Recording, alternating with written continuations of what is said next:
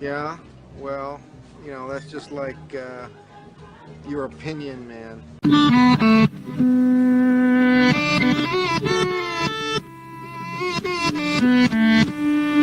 Yeah, yeah, oh yeah, what condition my condition was in. Alon! Have you ever heard the phrase before, chucking knucks? Chucking knucks. Yeah. Like, fighting. We're talking Yeah. about fighting right now. We're talking about maybe sounds like a backyard brawl or maybe a hockey fight. Yes, 100%, because I've heard of want to throw hands, or I want to have like a little Donnybrook or a brouhaha, but never chucking knucks. I like that. Heard it for the first time yesterday when the Sharks were taking on the Philadelphia Flyers, as the referee used that term in yesterday's game. Chucking knucks. Giving 5 balls, 5 minutes each for chucking knucks. Chucking knucks. Okay. Brandon Schrader with a creative call. Reeves looked like he banged up his left hand in that fight. He went over to the Sharks bench right after the fight to get some attention, but then eventually. So there you go, chucking knucks. I like that a referee used that. It's kind of like that old school clip, Alon, where yes, exactly. It was a college football game where the referee refers to it as, we're throwing him out of the game for giving the guy the business.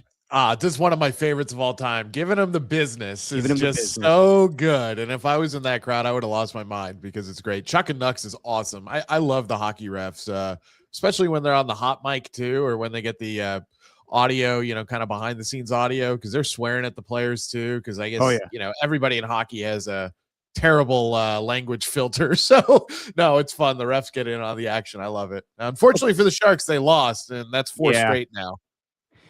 Yeah, no, it's 4 straight, and now I think they're 5th when it comes to that last wild card spot. So not good for the old Sharkies, as I think we have around 15 or 13 games left remaining in the regular season. Not good for the San Jose Sharks as they try to get to the postseason for the first time in a while with a very young team. But what about when baseball umpires are mic'd up, and we got the new ABS system, Alon, and hopefully I can pull this up. I got my camera situated today. You gave me a good suggestion, Alon, before we started about changing my camera quality, so maybe that helps with showing some clips here. But what about we got this new ABS system, and what happens when you are live on the microphone? Yep, my computer is fucking up once again. God damn it. Hang on here, guys, as I'm trying to get this going here. And I know AJ Cruz is like, make it snappy. I'm trying, man. I'm trying. You're busy. You're mopping the floors. I'm trying to host a show here, my man. Whoa. Yeah, take it easy, AJ. Take it easy, okay? But it's good to see you at Newark for our show at Jack's Restaurant and Bar that we had the other day. That was a lot of fun, despite the technical difficulties, which I'm having right now. God damn it! Hang on one second here as I'm trying to get this loaded for you. Hold on as the camera it's going. Just your opinion, man, by the way. Alon to say, Derek Papa coming to you on a Sunday afternoon. We are exactly 3 days away from the MLB season getting started for the Giants and the Yankees. And hang on one second. Sorry, everybody. Great way to start this with technical difficulties, as I should have known from the last podcast not to mess around with playing audio, but hey, what can you do? And I may be switching. I know that AJ Cruz, Ernie Chavez all the time says, change your internet, Derek. Change your internet. Well, I might be doing that exact thing in a couple days here as our building is switching to Google Fiber connection. Yeah, that might be the upgrade. But as I try to tap dance here and get this going for you, Alon, what do you think about when referees in the new ABS system are hoping that their call is right and they're mic'd up and everyone hears it? Bill Miller, I hope it's a strike. That's so crazy. And I didn't see any, you know how they do the pool after a game, right? Oh, is it not playing for you? It's not playing for me, but did they ask him about that? Did he know he was mic'd up? Sorry, is this not showing up at all right now? It's showing up, but no audio is playing. Oh, Jesus Christ. Yeah. All right. But did he know he was mic'd up? Like, did he know that everybody could hear that on the broadcast? No, because I think he saw his face immediately when we all saw his face when he made that call, and he kind of like went like, ugh, like I didn't want everybody to hear me say that, but yeah, I mean, so if this is why I need to find a way to get you as an admin along, because I need to play audio on this thing and it's fucking up every time we do the show. So hopefully I switch over to Google Fibers here. I was going to play a clip from yesterday's game with the Giants, and I don't even know who they were playing, but the pitcher challenged the call with the ABS system now, and you could hear on the mic the referee or the umpire go, "Please be a strike," because he thought it was What was the initial call on? I wish I had the fucking video to play, but I don't. So do you know the whole situation? So it was a ball. The initial call was a ball, and Bill Miller, I think, knew he screwed up and basically said please be a strike, and that's what was heard. So he was, number one, we're probably used to referees thinking in their head, or umpires thinking in their head, man, I hope I got that call right. This is like one of the few situations where an umpire or referee is saying, man, I hope I got that wrong, and it gets overturned. So that was actually kind of the really unique part about it, besides the fact that he was mic'd up. But yeah, so it was originally called a ball, and then he's rooting against himself, basically saying, please be a strike. So wait a minute, hold on. So the referee, okay, hold on. So it was called a ball, but he was saying, please be a strike, so I get it wrong? Yes. So Patrick Bailey challenged a ball called on the Guardians, Alex Mooney, right? Yeah. And Bill Miller is caught on the hot mic saying, please be a strike. Almost to say, like, please prove me wrong. Like hopefully, like I want you to show me up in this moment where it's clear that I was wrong. Like, is he? I think he was being a little facetious in a way. Sounds like that, yeah. Yeah, because I think, well, he did correctly call it a ball, and I think he was just kind of saying like, oh yeah, let's see how this ABS thing works. Please be a strike, basically. So I don't know. That's why I was wondering if there was any kind of interview after, or any kind of reporter pool after, that asked him, hey, what really was that all about? Because I don't know if he was joking or what the deal was. Yeah, that's an interesting thing. So I thought when I saw the clip, but I wish I had more context to it. But before I was going to play it, but I thought he was saying like, please prove me right. Like, I don't want to look bad in this situation where I'm proven wrong. But apparently he was like, I guess, being tongue in cheek with Patrick Bailey, being like, please be a strike. Please be aware I'm proven wrong here. This ABS system totally screws over the future of umpires here in baseball. Yeah, so I'll give you the complete breakdown here, because I saw a pretty good description of it actually this morning from The Athletic, and it was because I saw the clip and I was like, oh, that's interesting. And obviously I didn't watch the game. I was busy working my own baseball yesterday, but so catcher Patrick Bailey challenged the call, and the original call was a ball. And while announcing the challenge, Miller's hot mic caught him say, please be a strike. Bailey was visibly shocked by Bill's plea, but the ABS system ultimately proved Miller's original call to be correct.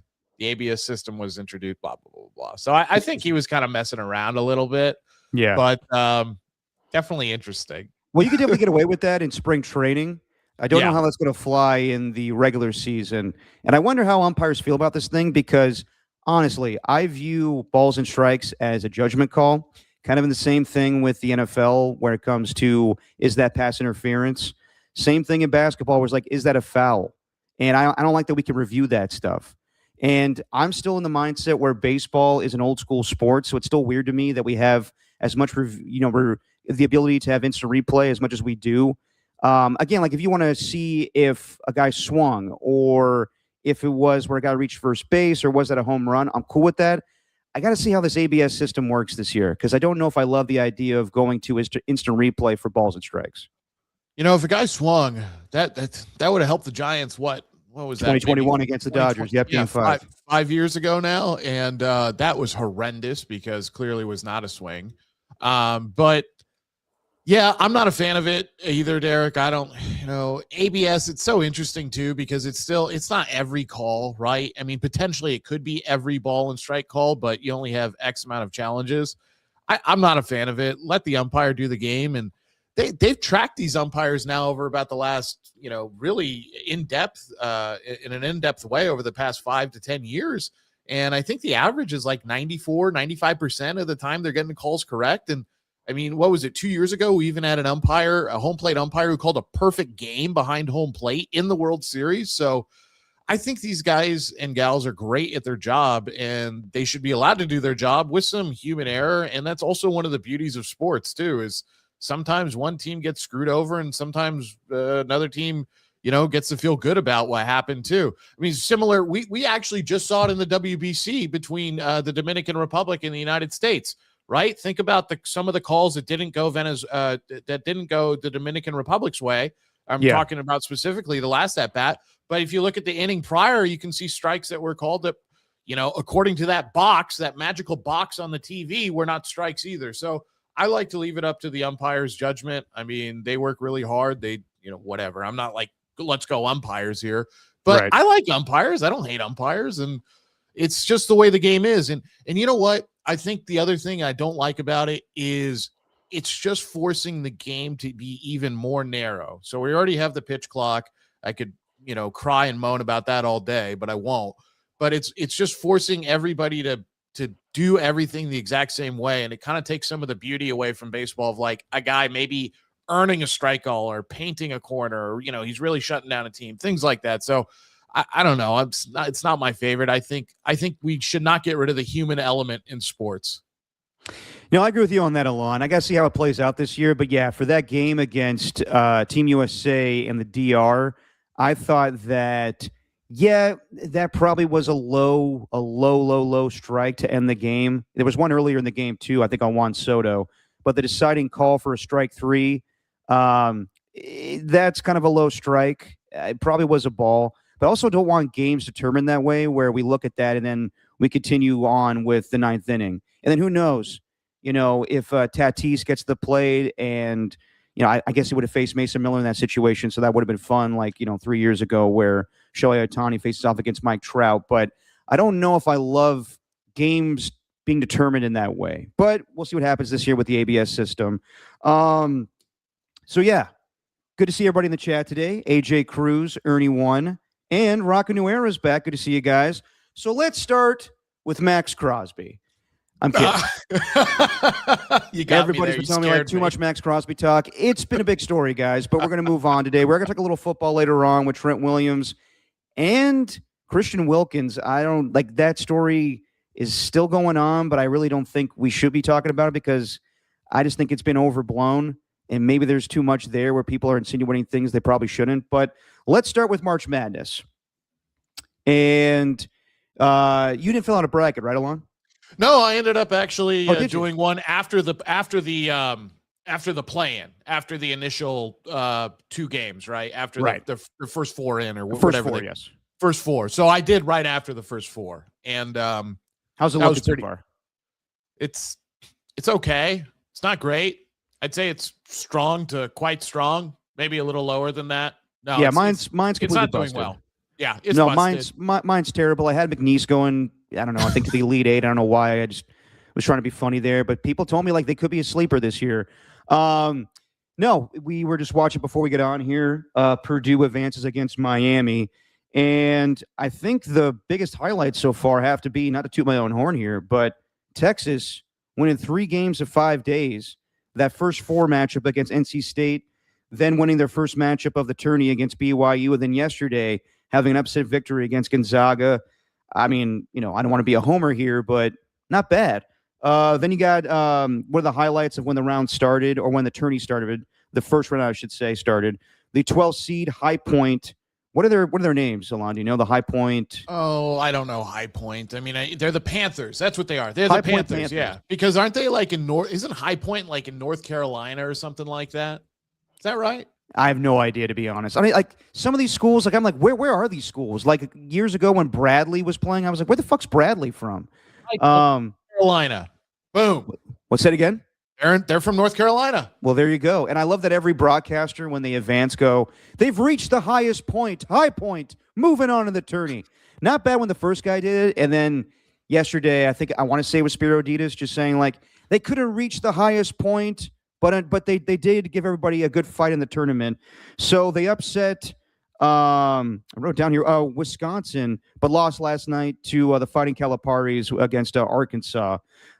Big upset. North Carolina blew a 19-point lead to VCU, and then Utah State beat Villanova 86-76. We'll talk about that a little later as their head coach, I know his last name is Willard, had a joke one of those like in-game interviews, but it didn't go over well with a lot of people. Santa Clara gave Kentucky a fight. They went to overtime, but ended up losing 89-84. And then last night, probably the best game of the tourney so far, in my opinion, Nebraska survived Vanderbilt and their player Chandler Bing. That is his name. He's actually never seen an episode of Friends. I'm not a big Friends guy either, but I got to believe if you're named after one of the characters, you should watch a episode. But yeah, Alon, so far, what has been your biggest takeaways from the tourney? Biggest takeaway was I thought I actually had VCU over North Carolina, and I actually thought they were going to make a deeper run. I was hoping that even though Illinois is a powerhouse, that they'd be able to beat them. They weren't. But my biggest takeaway was Arkansas is pretty damn good. Maybe they can't play any defense so far, but that seems like everybody's pick right now. Yeah, I mean, it's because it's John Calipari, right? And it's kind of interesting to see Arkansas be good at something sports-wise. Sorry, it's just the way it is, Arkansas. Like, football is not always good for you guys, and so woo piggy for them. But no, I thought High Point was a fun story, but for me, it's been about Texas. It's been about Texas, doing what they've been able to do, get through Gonzaga. I think what happened in the Santa Clara game, that was absolutely insane, where they take the lead on a three-pointer, right? And then their head coach is running down the court. This was in the first round against Kentucky to try to call timeout. It's not granted. And then Kentucky's able to fire right back, and Kentucky ultimately wins that game. But I think overall it's been a pretty good tournament. I think I'm excited for St. John's against Kansas. I like to see what they're going to do. But yeah, it's been a good tournament. I'm not sure who the clear cut besides Duke really is. Maybe it is Arkansas, but Texas is a tough out, Derek. And I said this on the podcast when we were talking about March Madness before it started. And I said, what, I know it's your team, it's your alma mater, but watch out for them. They're not going to be easy. And I know they had lost, I think 4 or 5 down the stretch heading into the tournament, but they've been able to, like you said, win 3 straight games and, really do a good job. Michigan looks like an absolute beast. Alabama plays Texas Tech today in a 4-5 matchup, and the winner of that game will end up playing Michigan. I think one of the bigger stories, too, is the fact that Alabama's star guard, Aiden Holloway, unfortunately for him, he's not going to be probably on the team or at the university any longer for Alabama because he got caught up in a drug raid. I don't know if you heard about that story. So they raided his place because of, I guess they were going through his garbage. It's illegal to have copious amounts of marijuana in Tuscaloosa or anywhere in Alabama.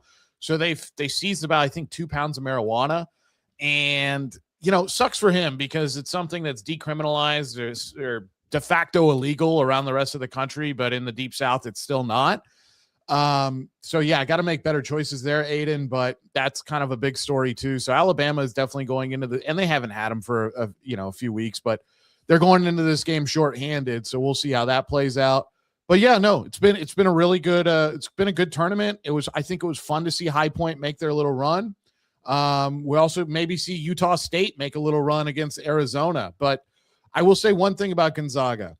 I don't know if they're ever going to win it all, because every year it looks like they're a powerhouse, right?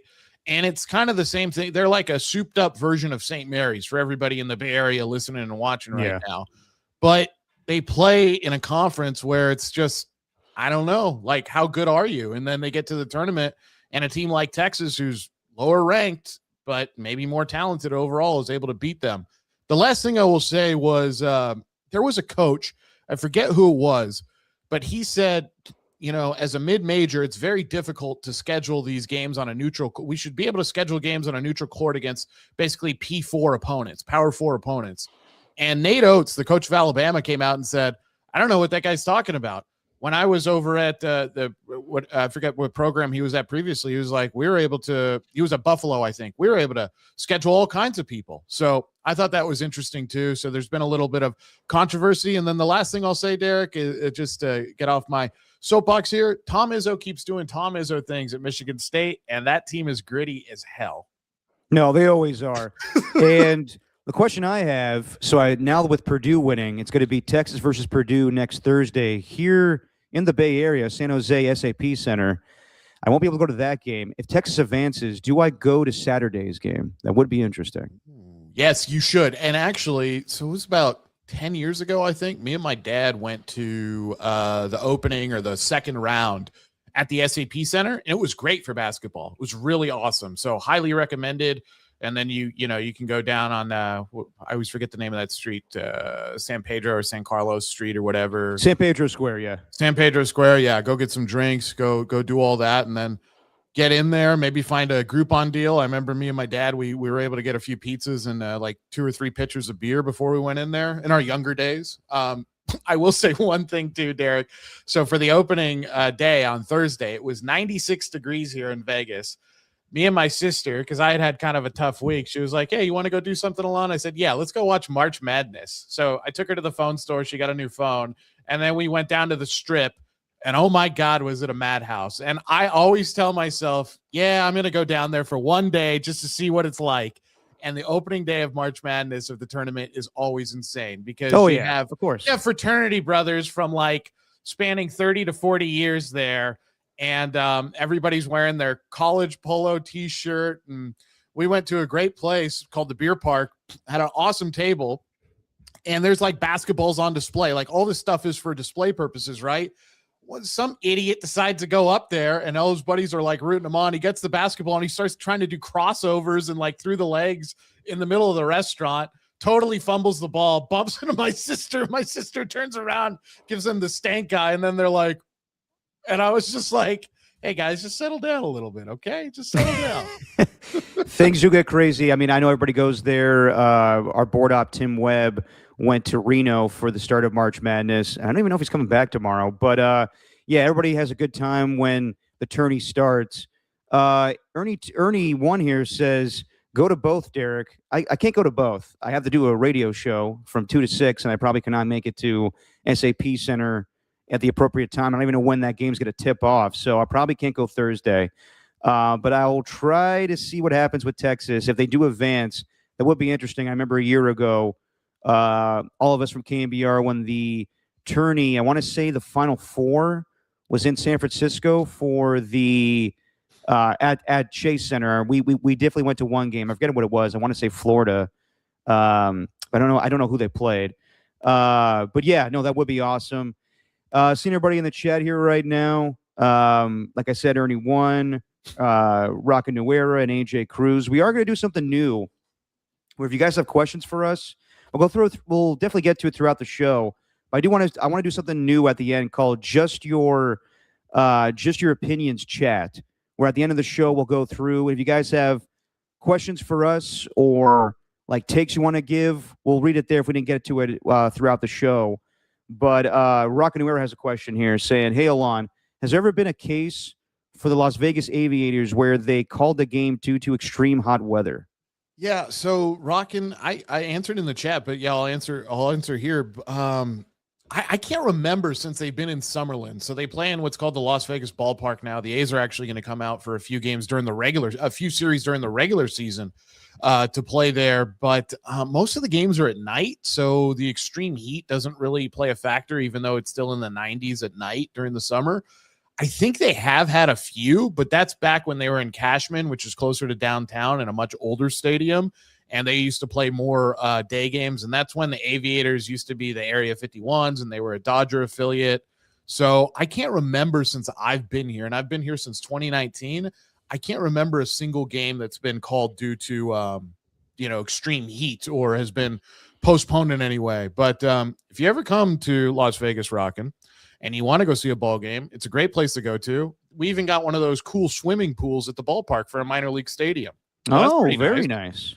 Yeah. And you can catch some UNLV baseball as well. That's what I was doing yesterday. And there were a bunch of scouts to watch this pitcher from Utah Tech yesterday, and he had I was texting Derek, he had the Barry Zito pitch mix. He had a 93-mile-an-hour fastball and a 12-6 curveball that went about 74, and it was very impressive. He struck out 8. They lost, but he struck out 8 guys, and it was impressive to watch.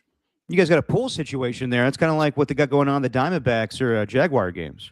Yeah, no, it's very much like that, but probably about half the price to book the pool, and it's got its own private bar in there. I've never done it. It looked like a lot of fun, but no, it's a great minor league stadium. I would say my favorite minor league stadiums is definitely that, and then where the Birmingham Barons play down in Birmingham, Alabama, is a great stadium too. There's a bunch of breweries down there. I mean, there's some really good minor league parks, and there's some bad ones too. But I mean, there's something great about every minor league town, I would say.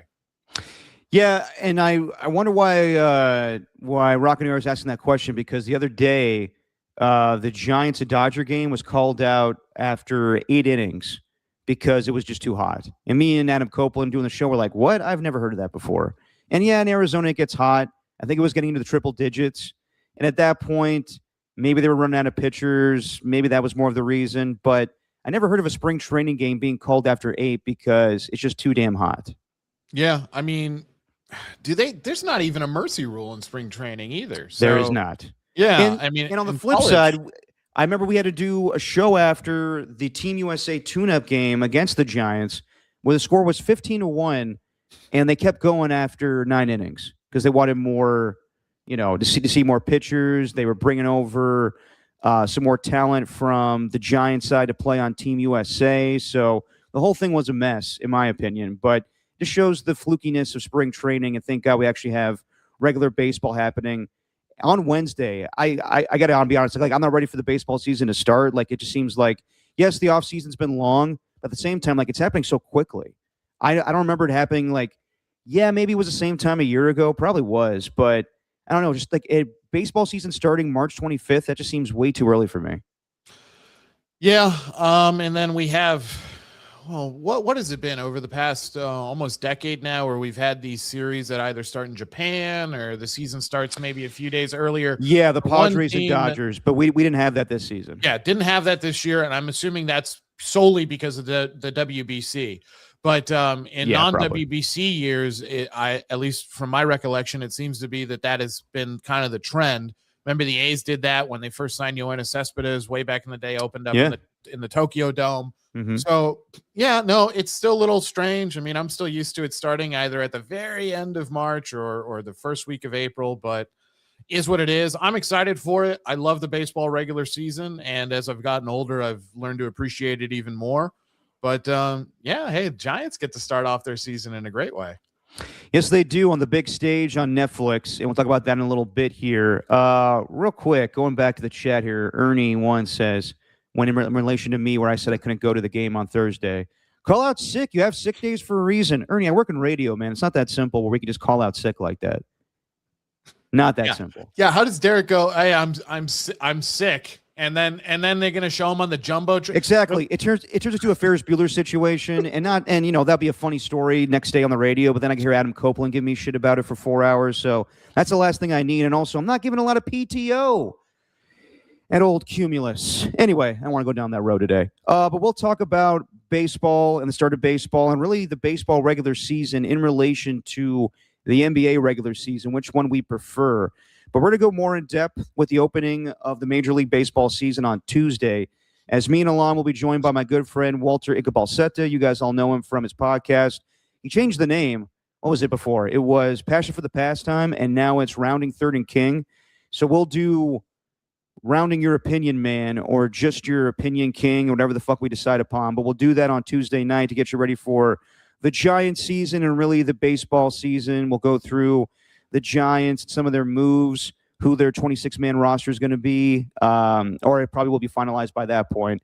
Bryce Eldridge did not make it the team. I don't think that's a biggest surprise there. I know some people were hoping for that, but honestly, with him striking out 19 times and not having a good, average, I would say that, and he didn't look fantastic either in the 10 games he played last year when he was called up.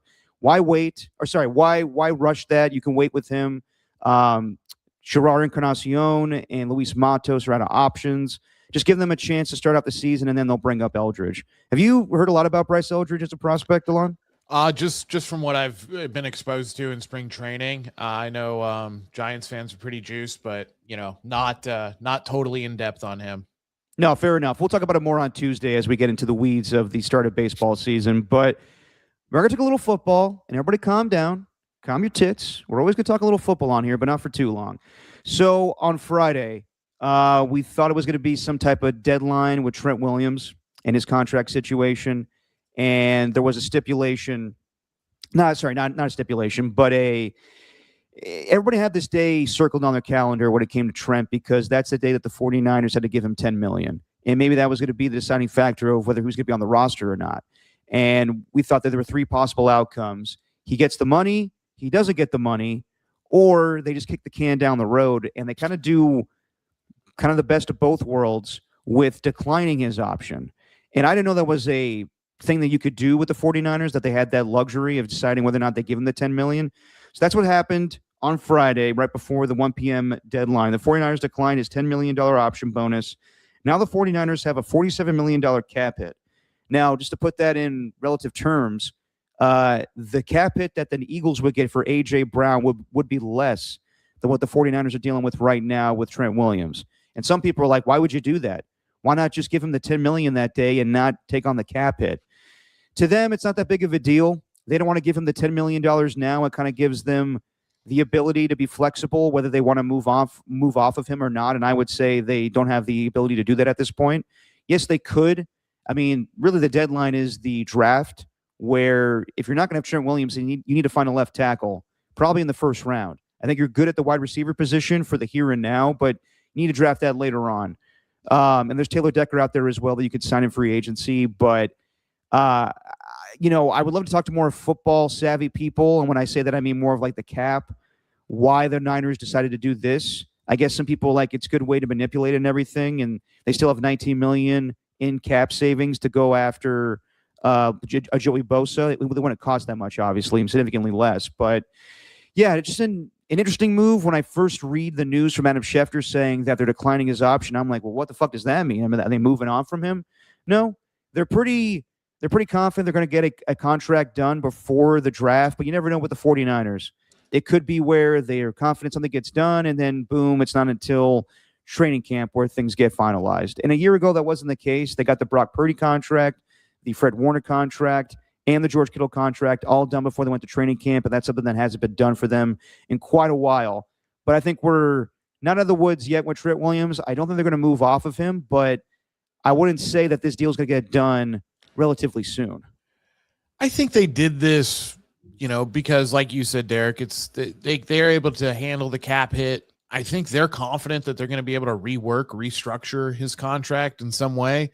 At the end of the day, he's 38 years old. I know he was an all-pro again, and he's been to, a dozen or so Pro Bowls. So we still know he's a great player. He says he wants to play until he's 40, but yeah, you need to start thinking about a succession plan there. So even if you are able to rework his contract and restructure things, which I think John Lynch will get the job done, I think it's still very prudent and wise of them to go after a tackle in the draft. I just think they have to do it at this point. And 38 years old, I don't know how much more tread on the tires does the guy have, even if he is, healthy and wants to play until he's 40. So I think that's what this was about. I think this was about the Niners saying, okay, we're going to decline your $10 million bonus option. No, also, man, that's crazy that's even in the contract. I didn't know teams could that doesn't happen often where there's a $10 million bonus that a team can decide to not exercise an option on. But the other thing is, I think this is them saying, hey, we're serious about restructuring your contract. So I think that's the signal being given here. No, I think you're right. I think they want to sign him for less, honestly. And he's like, no chance in hell. And maybe it's where, the total value comes down, but he's making more annually. I would say, yeah, I'm with you, Alon. I thought the same thing, where if he's on the roster, that triggers something in the contract where, boom, you get $10 million.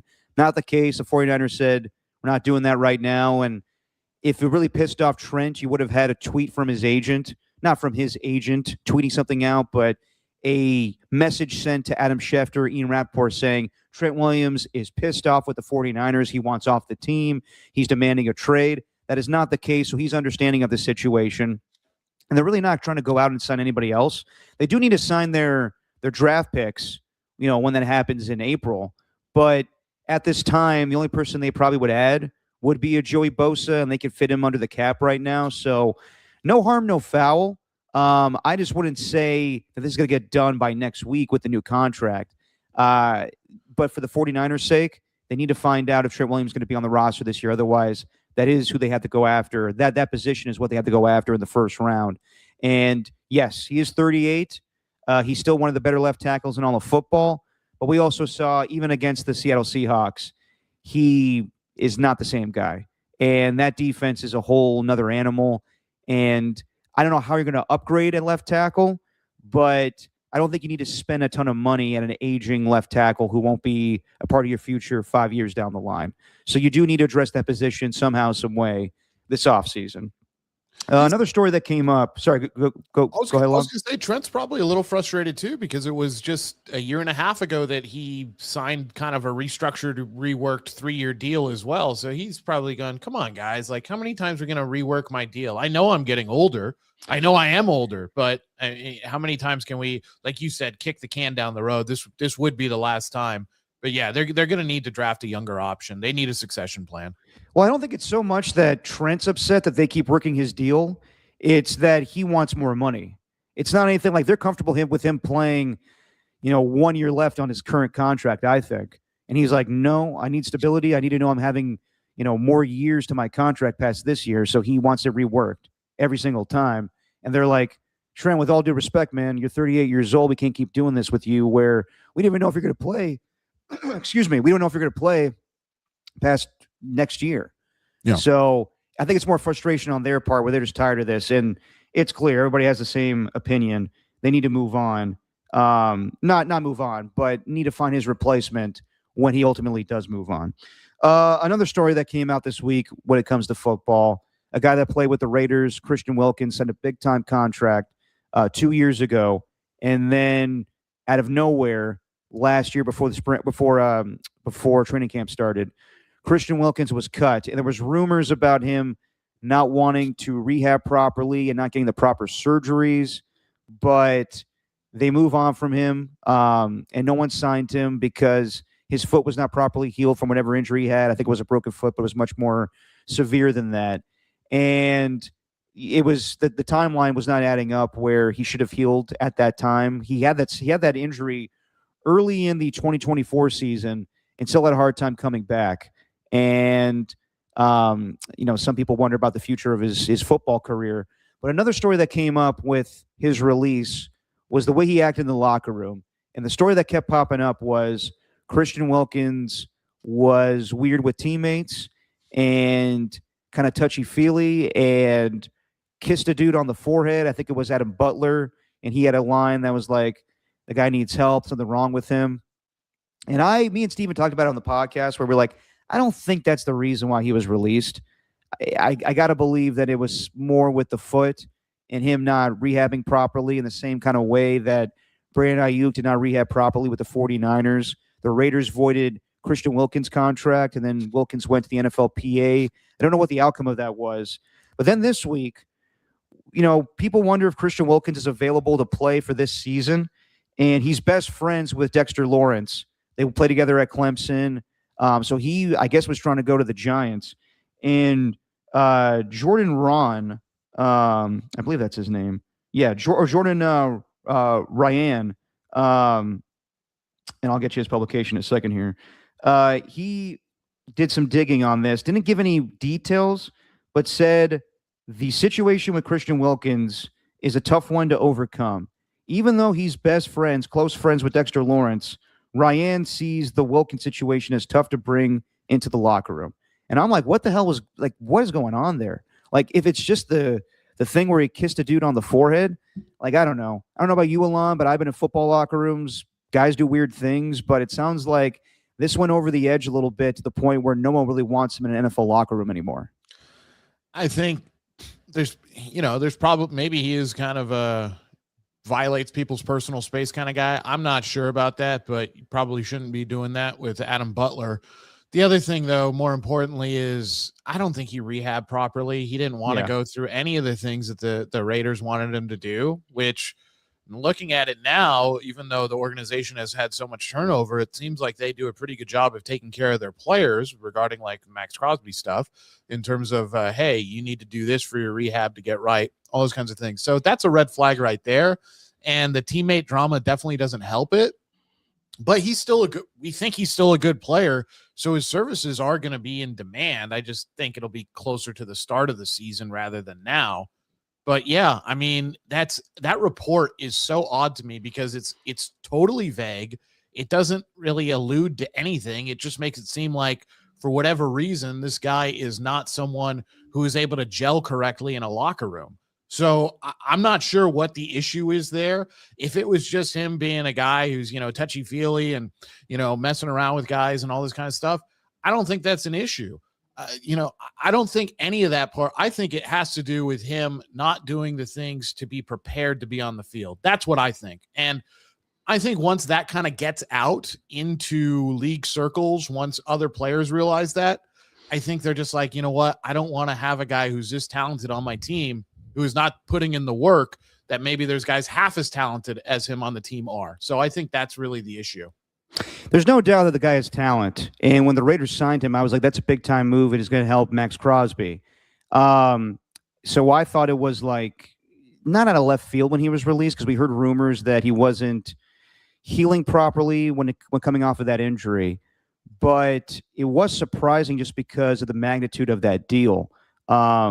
So when he hears him doing weird things in the locker room, like, one of the better players in NFL history, Charles Haley, NFL Hall of Famer, was known for violating people's personal space and saying weird things and offensive things, but you dealt with it because he was a good player. I think that, it's a mix of Christian Wilkins not doing the proper things to get back on the football field, but also probably being maybe a little annoying in the locker room.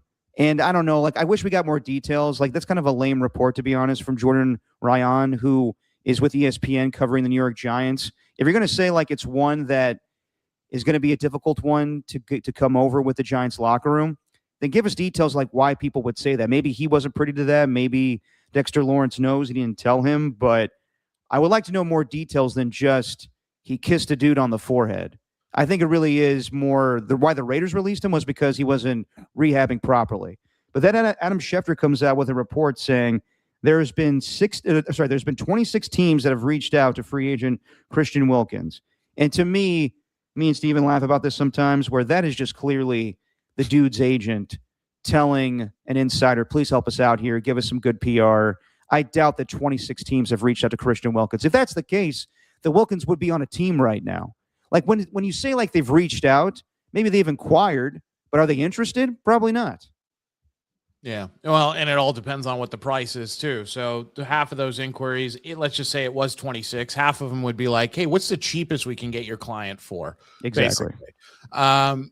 There are some teams out there that could definitely use his services, like Minnesota could. I think New England would be interesting.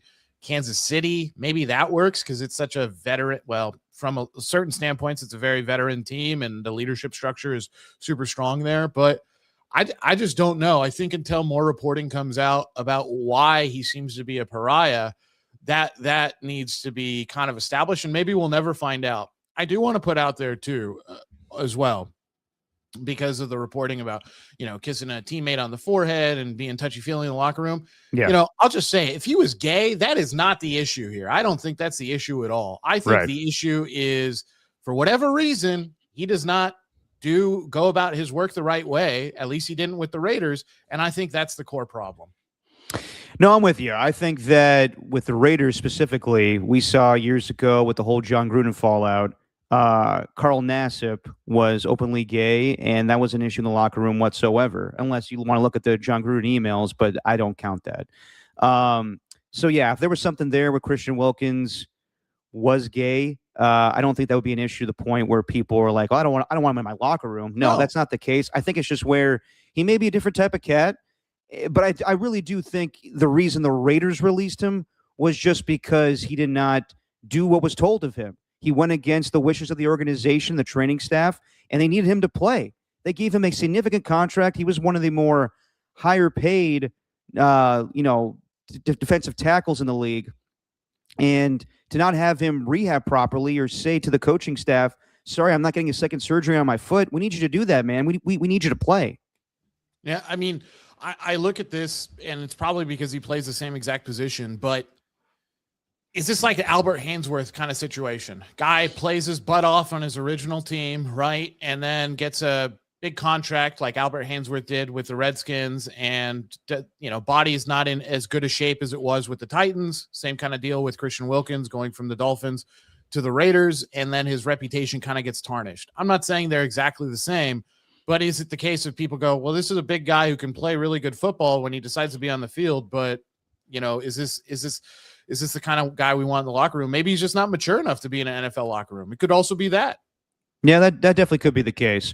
All right. Something I brought up with you the other day, and I was kind of joking when I started the show off by saying, how much of the Fanatics flag football tournament are you going to watch? And you said 0 minutes of it. I didn't watch a second of this.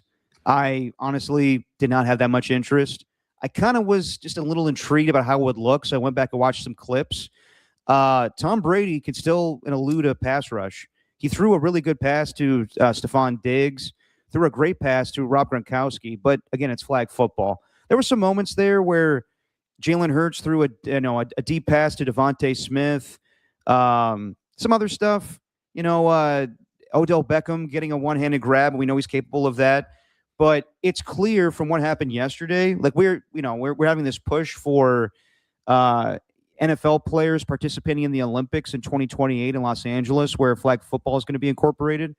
And there's this guy, I don't know his name off the top of my head, and I should look it up, but there was this guy who said he was the Patrick Mahomes of flag football. And he said it would be an insult if NFL players came in and took over his sport. And we all laughed at him, being like, you think that you're better than Patrick Mahomes at football?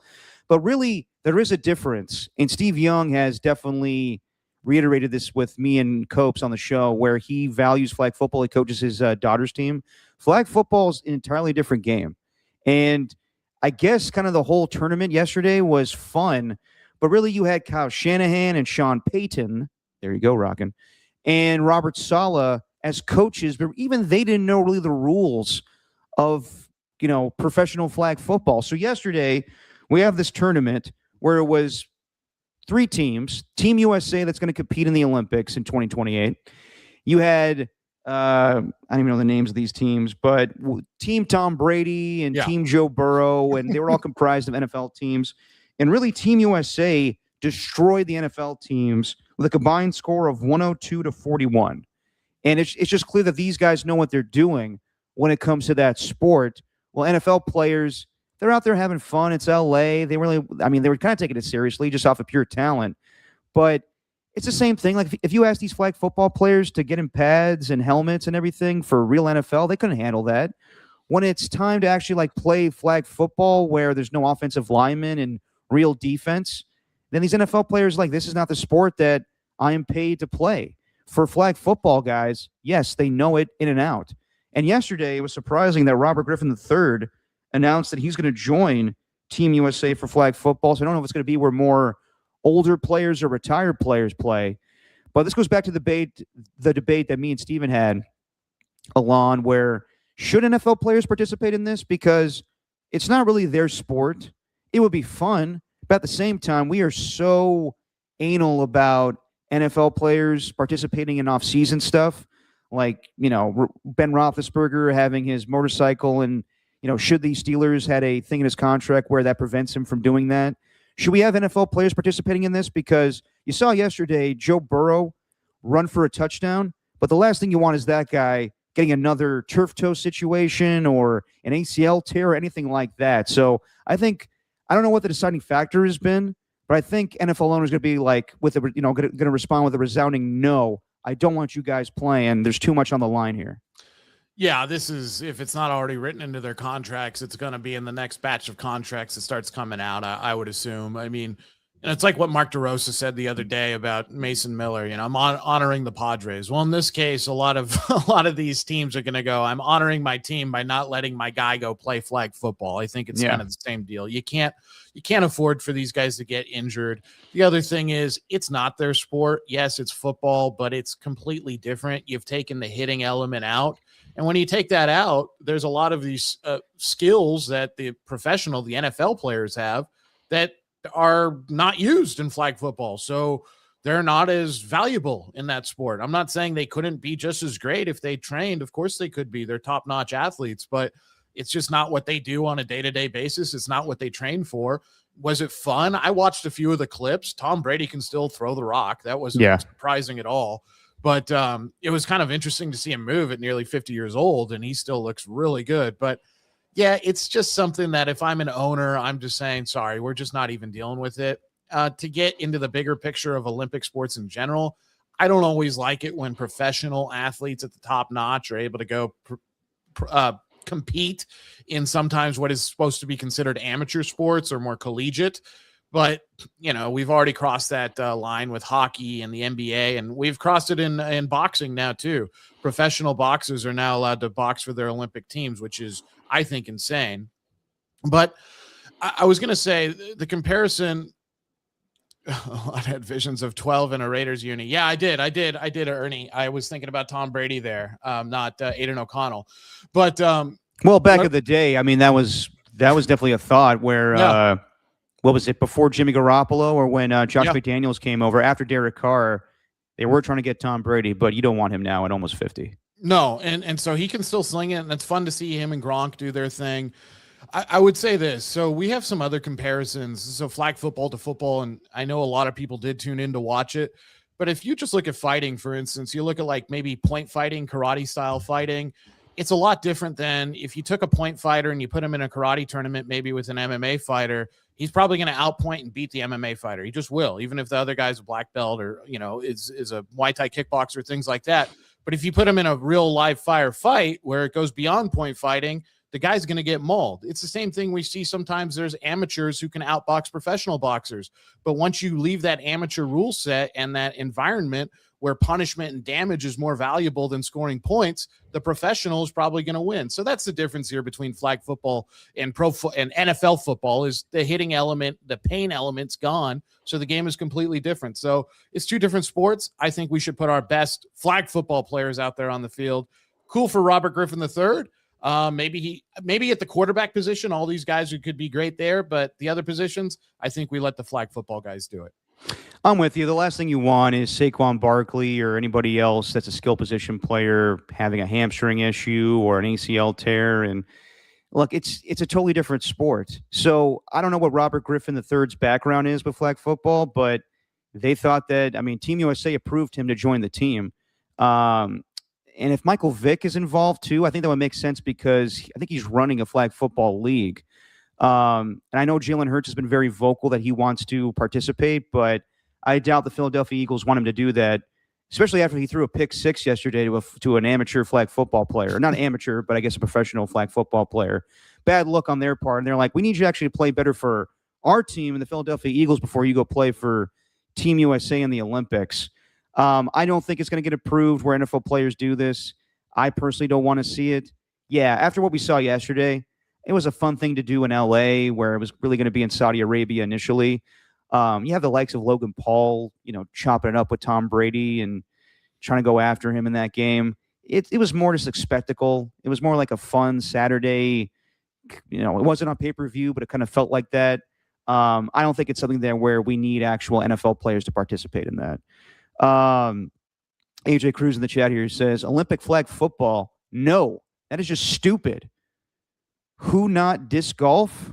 See, sometimes we read the comments, guys. Get your grammar together. Who not disc golf and battle chess and Pokemon? Stop that nonsense. I am with you, AJ Cruz, where there's a lot of dumb sports in the Summer Olympics now.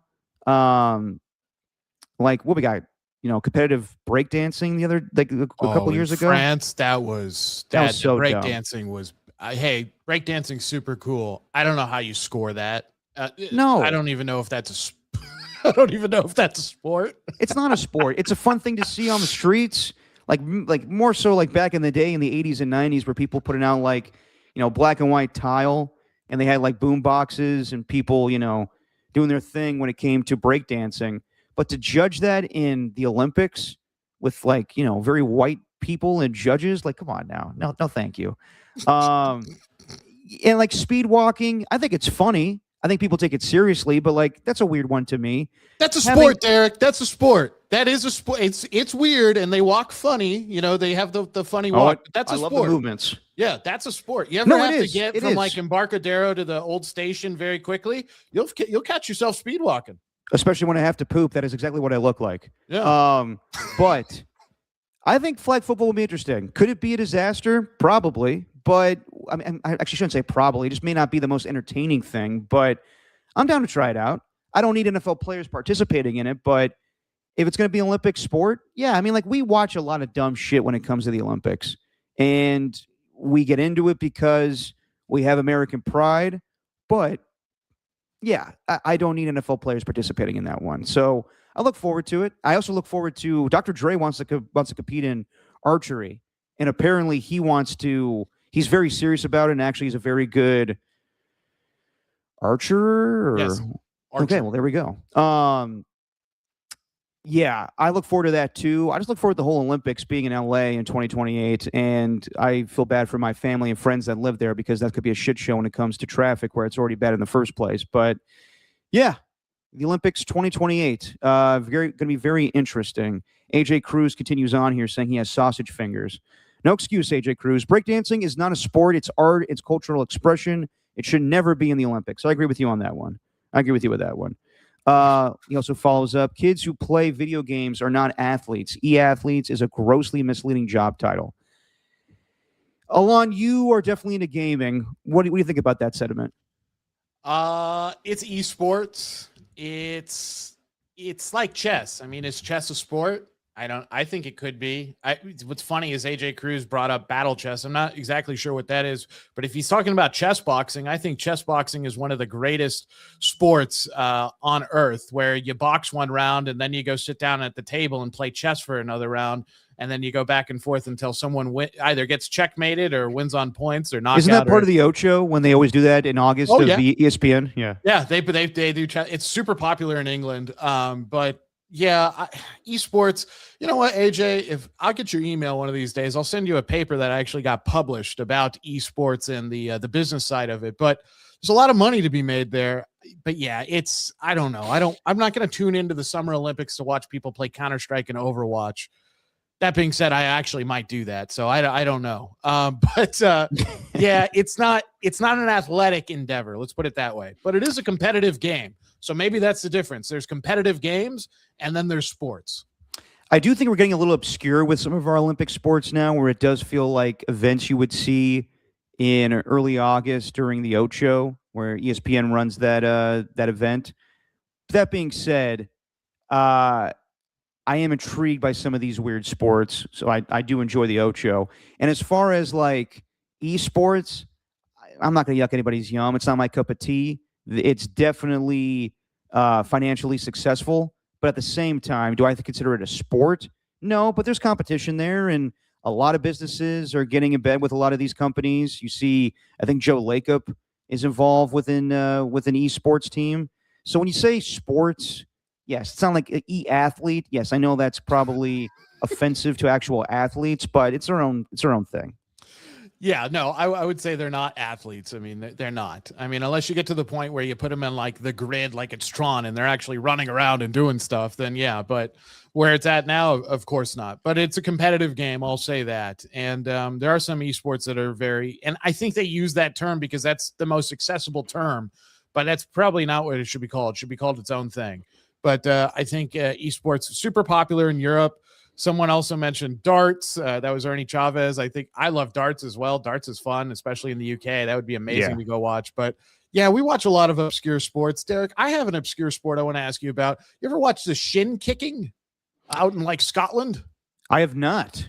So they stuff. There's Please only explain. there's only a few rules. So you lock up with your buddy or your opponent around the shoulders, and then you can pad your shins with hay or grass that you find on the ground, and then you lock up and you just kick each other in the shins until one man either cries uncle or gets knocked down. That's a sport. No, I believe you. Do you have to use hay or grass? Can you use like shin guards? No, only natural whatever's on the land. So yeah, I would watch that in the Olympics. So that's a very like sounds like an old school thing where like you said in Scotland. I think it's either in Scotland, it's somewhere in the UK. Yeah, but I think it's Scotland. That definitely sounds like a Scottish thing to do, where Scottish people be like, "All right, laddie, like you want to fight me?" I can't do a Scottish accent, but I could do a Connery accent, I guess. "All right, laddie, you want to fight me? Get that hay and grass and put it in your britches there, and we'll kick each other in the shins." And that seems like a very old school thing that farmers would do. So I like that. I actually kind of like that. I respect the fact they don't have shin guards. Yeah, I would be into that, Alon. I would watch that for maybe 5 to 10 minutes. Yeah, I think that's one of those late night watches, or nothing else is going on, and you're kicking a few back with your buddies, and you're like, hey, let's watch some shin kicking. I think that'd be really fun, but I would never participate in it. It sounds awful. I want to do it against a professional player. I would do it against one of my friends. I think the professional players, like you said, are all farmers. So yeah, it definitely sounds like something that farmers would do to pass the time, and now it's becoming a professional sporting event. I wonder if like food competitions would be considered something in the future for like either the Ocho, not for the Olympics, but like stuff that Man versus Food does. Like would it add whatever that be considered like like Major League Eating, what Joey Chestnut does, whatever would that ever get to a point where that's in something that we respect like the Olympics? Probably not. But you know what? I would respect it, Alon, because I do love Joey Chestnut. If you can down 98 hot dogs or whatever that guy can do, then you have my respect. Disgusting, but Joey Chestnut, Bay Area zone, San Jose zone, hats off to you. He's a Bay Area hero, and he's never gotten to 98 hot dogs in how long that competition runs for. I'm thinking more of like the spicy food challenges that people do, like Hot Ones, the interview show, and everything that company that has like the ghost peppers and all that stuff, Pucker Butt. They do like a challenge thing where people run like on top of a hill after they had take like a ghost pepper, whatever it is. Some of the world's hottest peppers. They do some like athletic sports after that. So yes, it's more of a novelty. It's not actually competition on athletic level. I agree with that one, Ernie.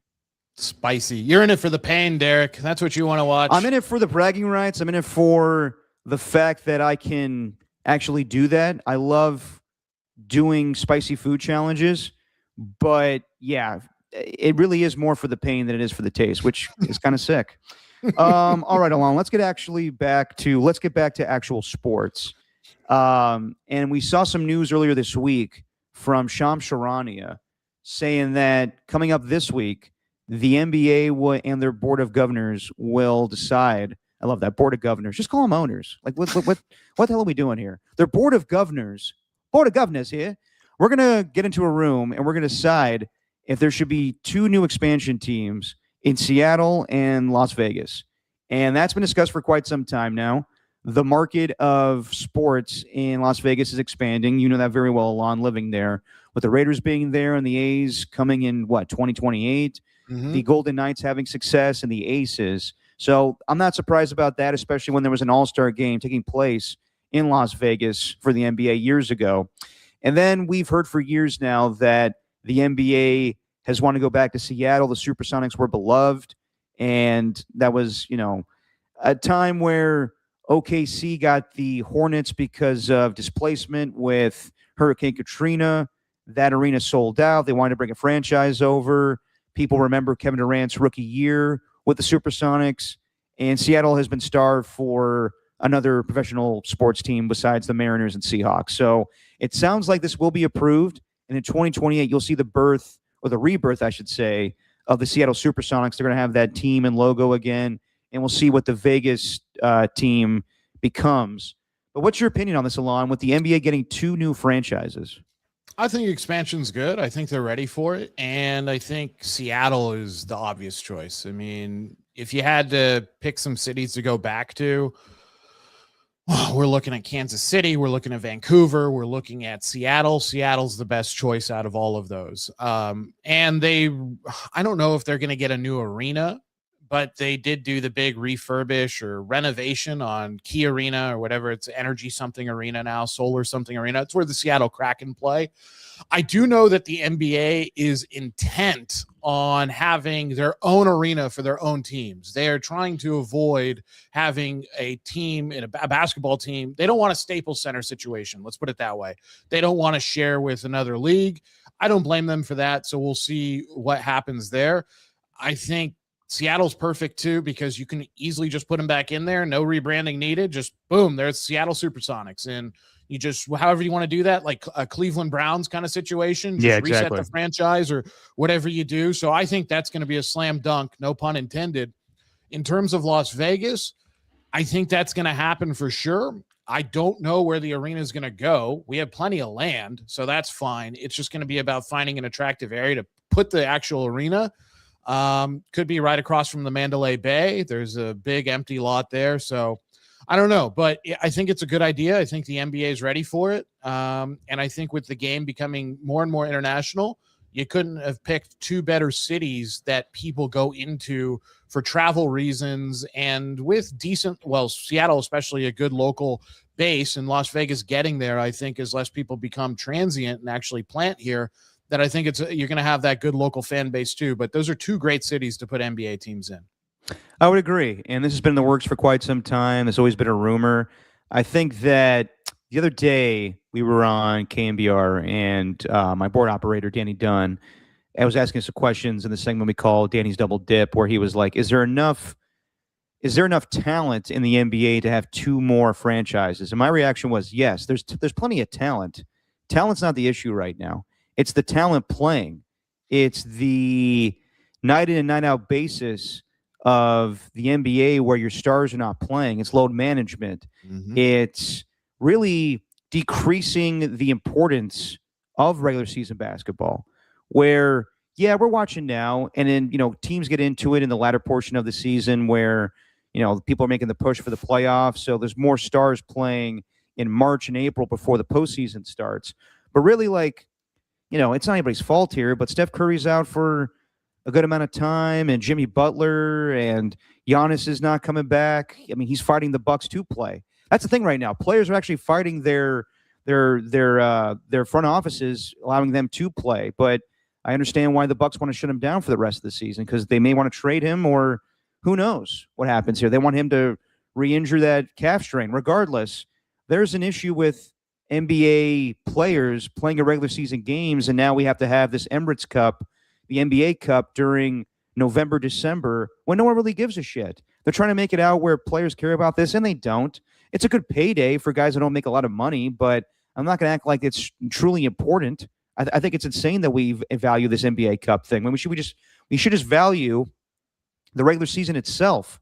But when it comes to expanding the NBA, the NBA is not doing great financially right now. So some people are like, how are they able to do this? It's because those markets would love those teams. The Seattle Supersonics, if that franchise came back, that's so cool. We live in an age now where nostalgia is awesome. You go back to what was once maybe not loved is now even more loved now. When I was younger, the Tampa Bay Buccaneers uniforms with the winking pirates and the creamsicle uniforms, people looked at that like it was ugly. Now people look at it like, ooh, that's a good throwback. That actually looks kind of clean, kind of cool. With the Supersonics, they kind of left and it wasn't that big of a deal. But now you look at it with their history and everything that went on with them. Sean Kemp back in the day, once upon a time, Gary Payton playing for them, going to the finals and losing to Michael Jordan in the Bulls. And to get that franchise back, that would be so big for that region. Same thing with Las Vegas. Las Vegas is getting everything right now. It's proven that area can support a sports franchise. And it really will pay off because it'll be a homegrown franchise. Right now, Alon, unless the Raiders have success, Las Vegas doesn't see that as their team right now. Same thing with the A's. I don't know how that's going to go. I think that when you ask people there in Las Vegas, it's mixed, but the majority of people that I talked to when I was there said that we don't really care about the A's coming over. And they got to change how they do business there as well when it comes to the A's. Of now they're doing it where they pay Luis Severino and give it all these big time contracts. That wasn't going on in Oakland, but they got to make it where you see stars. Las Vegas is a star town, obviously, with people coming into town and wanting to gamble. So if you bring stars to Las Vegas, people will be intrigued. You got to be a winner. But when you're a homegrown franchise, whether it's the Vegas Golden Knights or the Aces, or what was the XFL team back in the day, Alon? Oh, who was the XFL team here? The Gamblers, the Rough Riders, I can't remember. Something like that. Rough Riders, there's two Rough Riders in the CFL. Yeah, I do not remember the name. But some people still value that team because that was a Las Vegas born franchise. So I think that you'll have interest there. People do love the NBA, people do love basketball, but really, it is the regular season where people kind of on it. So I ask you, Alon, with baseball coming up, and I thought about this. Now that we have 32, we're going to have 32 teams in the NBA. It sounds like this will be pushed forward. We only have 30 MLB teams, and I go back and forth on what's America's second favorite sport right now. The Outlaws. Thank you, AJ Cruz. Las Vegas Outlaws. I still think it's the NBA. Based off of the superstars in the league. People can name Luka Doncic and Giannis Antetokounmpo and Victor Wembanyama and Steph Curry and LeBron James, but really, those guys, the older guys, and Steph Curry and LeBron James carry more weight in the NBA as far as an American audience. We have more international players than we ever had before, and I think to some degree that turns off the fan base here. The NBA has become more of an international sport too, where overseas a lot of stars are huge. But here, yes, you're intrigued by Giannis and Victor Wembanyama and Shai Gilgeous-Alexander, and we kind of, we characterize him as more like a Canadian player, but pick whatever you want to choose there. But when those guys make the NBA Finals, the ratings are not as big as when the Lakers or the Warriors play. It's the same kind of deal in Major League Baseball where, honestly, that sport is kind of dependent on the big teams having success. And I know last year in the finals, it was the Pacers and the Thunder. And people, if you were a hoop head, you didn't want to hear like, oh, those are small markets. But that was the case. It wasn't well rated. Same thing years ago where when the Yankees and Dodgers played each other in the World Series, that was huge. That was huge for the sport. So I would say the NBA is still America's second favorite sport right now, but it's a distant second. Where the NFL is king and people love football, and we got Major League Baseball regular season starting. So I'm just curious, Alon, when you look at both sports, the NBA and MLB, which regular season to you is more appealing? Now, I mean, if this was 15 years ago and I was in high school, I'd say the NBA. But you hit it with load management. That's really watered things down. This Emirates Cup, even though it's a great event here in Las Vegas, that is totally done for the European audience to kind of mirror the way that soccer cups work over there in Europe, where there's kind of a league cup and then there's the actual league table final standings. It's baseball now for me. It's just the NBA regular season has become so watered down. The biggest stars aren't always playing, whether it's injury, whether it's load management, and the baseball season seems to just be more compelling now. Also, the expansion of the playoff in the NBA, I think, really hurts it. And I know I don't particularly like it in baseball either, but at least it's not 10 teams in each conference basically making it. So that's another big issue for me, the NBA.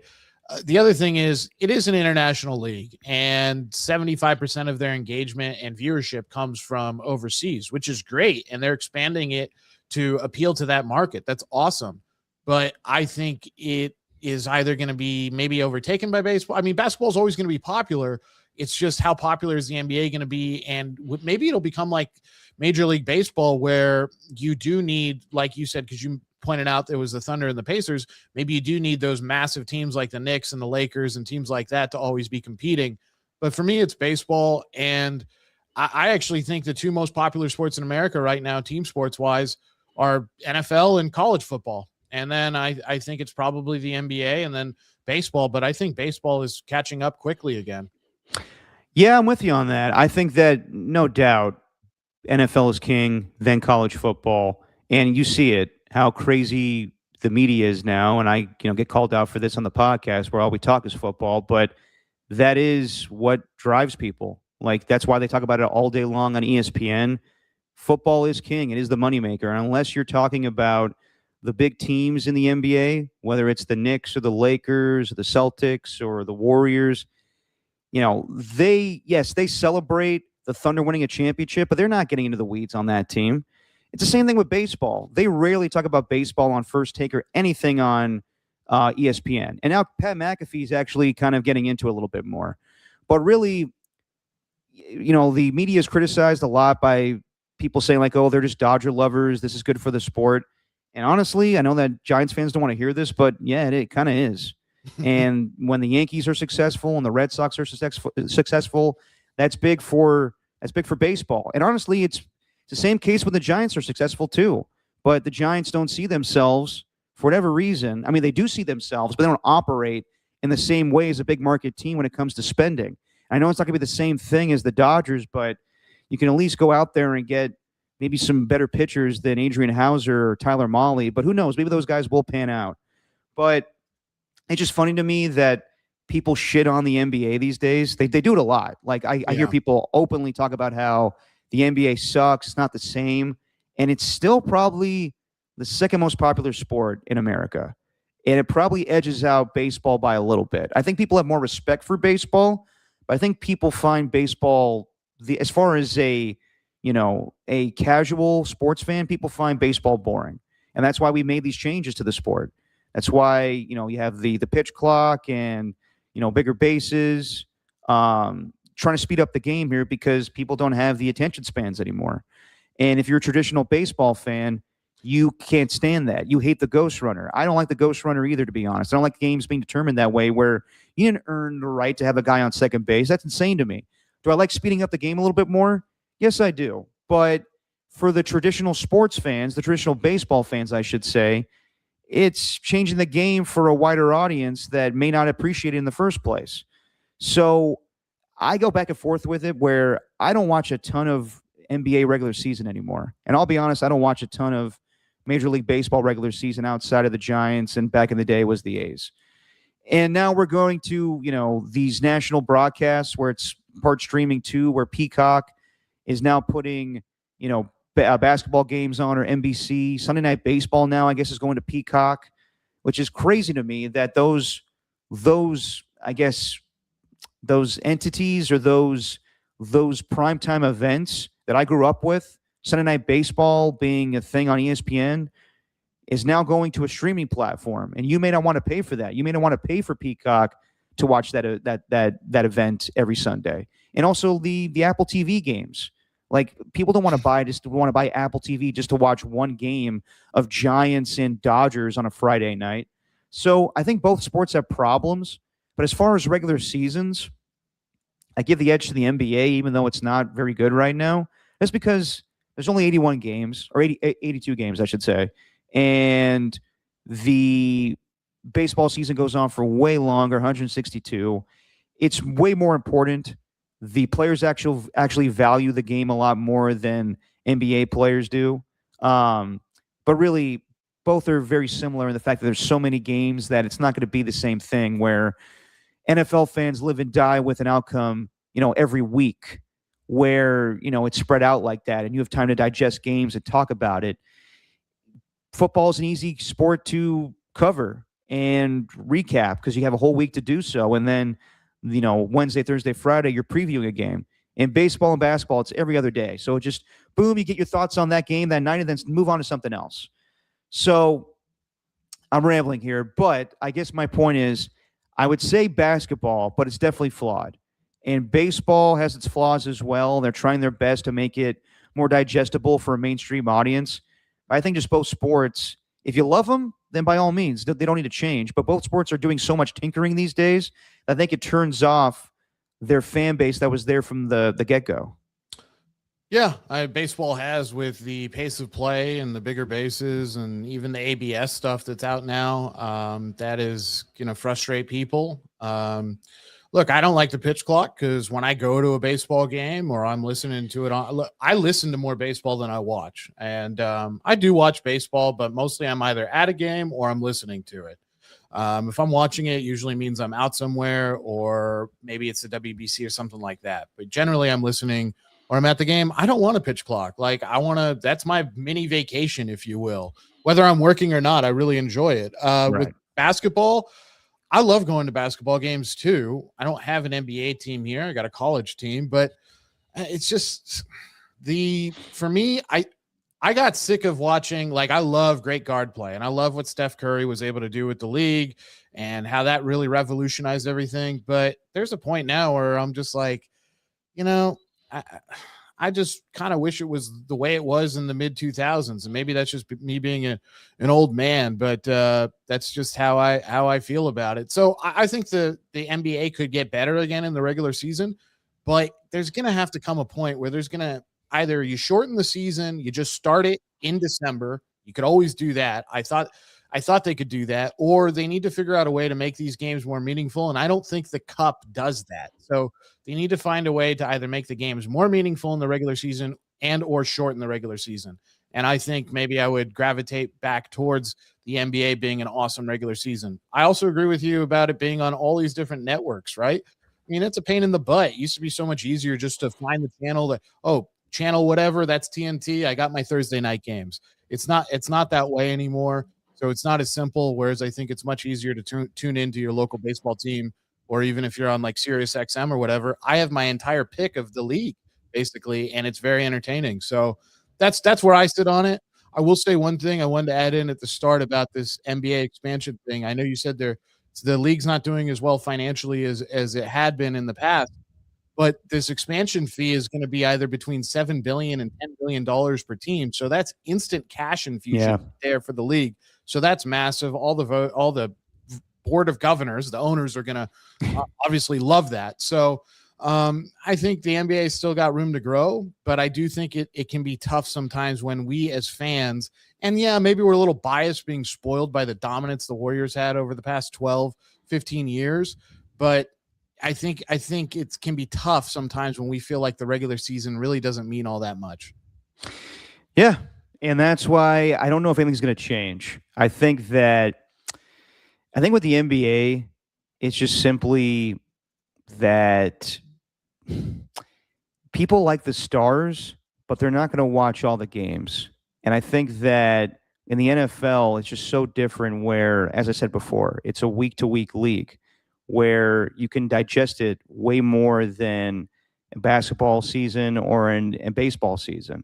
And I think that when you have all these streaming platforms, it's easy for someone to go get Netflix or Peacock or Amazon Prime, because the NFL is a national sport. You don't have local broadcasts. You do on the radio, but as far as TV, you have national broadcasts, whether it's on CBS, Fox, or whatever.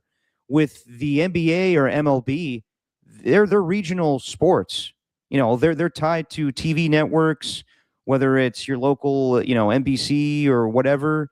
So when you have to go out and buy a subscription to Peacock, that's going to turn off fans. And really, let's be honest, baseball attracts an older demographic. So that's why you can always go listen to KMBR, whatever your local station is, to hear that game. And people do value baseball on the radio way more than any other sport. But that's where you're not going to have that audience go out and spend that money to go buy a streaming platform just to watch that one game on a Friday night on Apple TV, which doesn't make sense to me. So I don't think things are going to change in those sports. I think the bottom line is our society has changed where our attention spans are so much shorter now. We can tolerate football, but when it comes to a long-ass season of 162 games of baseball and 82 games in the NBA regular season, it's just going to be way too much. Yeah. I think the games are just for the NBA are too long. People make that there's too many. People make the same argument with Major League Baseball, and I hear that argument. I don't subscribe to it because it doesn't bother me. but I understand why people think that's really long too. But at the end of the day, baseball's a pastime, and that's what it's designed to do. It's designed to get you out there and to go watch and relax and cheer your team on. And it's a we'll get them next time kind of sport, where NFL or football in general is very much it's ride or die. It's life or death every week. So No, there are definitely. differences, but yeah, both are dominated by stars, MLB and the NBA. I just wish we saw more of those stars in the NBA on a regular basis. I would agree. And we got my guy Dan Dunn in the chat here saying, careful saying the MLB, Derek. Bags will come for you. That's Andy Baggerly, the local writer here for The Athletic, saying that's really a real pet peeve with baseball writers when you say the MLB, and I totally understand that. The late great Michael Urban back in the day would always make fun of people that said the MLB. Did I say that, Danny? Did I say the MLB season? Because then that would apply, the Major League Baseball season. But if I said the MLB, then shame on me for saying that, because that's a bad pet peeve right there. Going through the chat here, because I know everybody wants me to read the chat more and engage more in the listeners, and I will. Trying to see see if there's anybody with strong opinions about what we were talking about here when it comes to baseball or the basketball season. Nothing really there. We'll go back in the chat and see if anybody has some big old takes there. But I want to get to we do every week Jackass of the Week. And this week I had a hard time coming up with people that kind of fit the mold of that segment. So I want to ask you guys, along with Alon, do some of these guys fit Jackass of the Week? I'm going to play these clips, and hopefully they work out here, because I always have issues playing audio here on the podcast. But, yeah, let's start off with Villanova head coach Kevin Willard. So did you see the situation, Alon, with the game on Friday between Utah State and Villanova? Yeah, he gave a great answer, and he did. Okay, so was it nice? So I'm going to play it, and so this is going to be, we're kind of drifting off from what we usually do with Jackass of the Week, when there's usually like an overwhelming favorite or someone that stands out. For me, there's a lot of questionable people that could be Jackasses of the Week. So I want to leave it up to you guys in the chat, all the opiners, and Alon. Is this Jackass worthy or not? So let's start with Kevin Willard, who was losing and ultimately lost as head coach of Villanova to Utah State. This is the in-game interview conducted by Lauren Shahadi here. And I'm going to share my screen. And he was making a joke. It was kind of a Greg Popovich moment here. But she asks him how Villanova can improve in the second half. Coach, 16 paint points for Utah State. How do you keep them out? I'm not firing my staff because we've Not now. Yeah, I am, because we've given up 8 points on underneath out of bounds defense. So the only thing I'm gonna do is fire them and get a new staff. All right, go do that now. Bye, Coach. Kevin, we're losing people by the second. No, Lauren.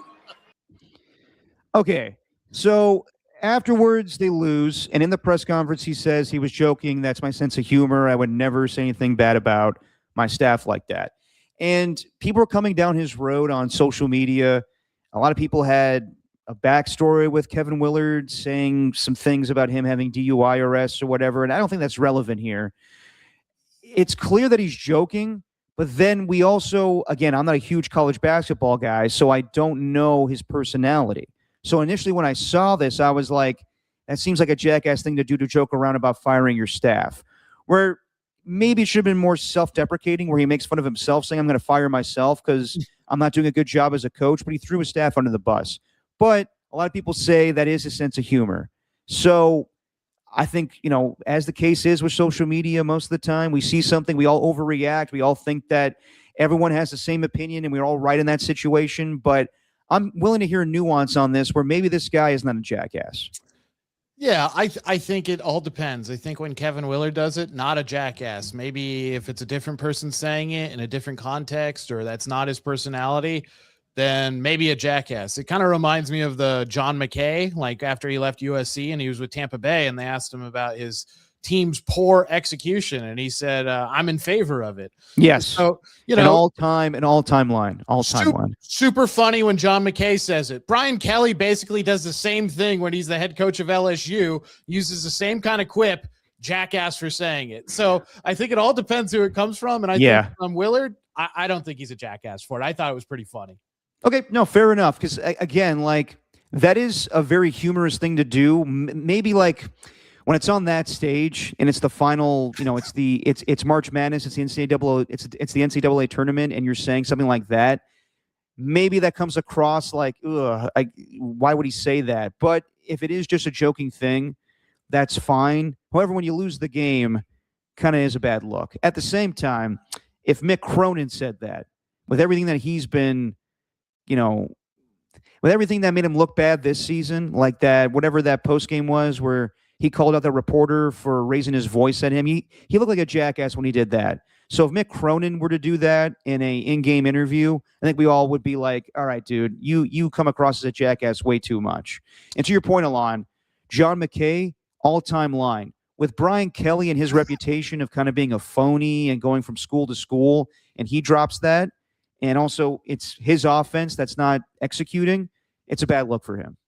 Yeah. No, I think it's totally who the speaker is. It's dependent on that, because you mentioned Greg Popovich. I could hear him saying something like that in my head, and I'd bust up laughing because it's hilarious. But we give him the benefit of the doubt because it's Popovich, and we love him, and we knew that in the way that he came across in those interviews, we all were like, we understand, because it's a nuisance that for him to have to dedicate his time. And he can be rude sometimes. He also be very humorous in dealing with, God, I always forget his name. I apologize. Who was the late, great TNT guy? Craig Sager, who was in the terrible outfits and all-time encounter with him and Kevin Garnett being like, you need to throw that in the fire, man. You need butt-ass naked and just get rid of that.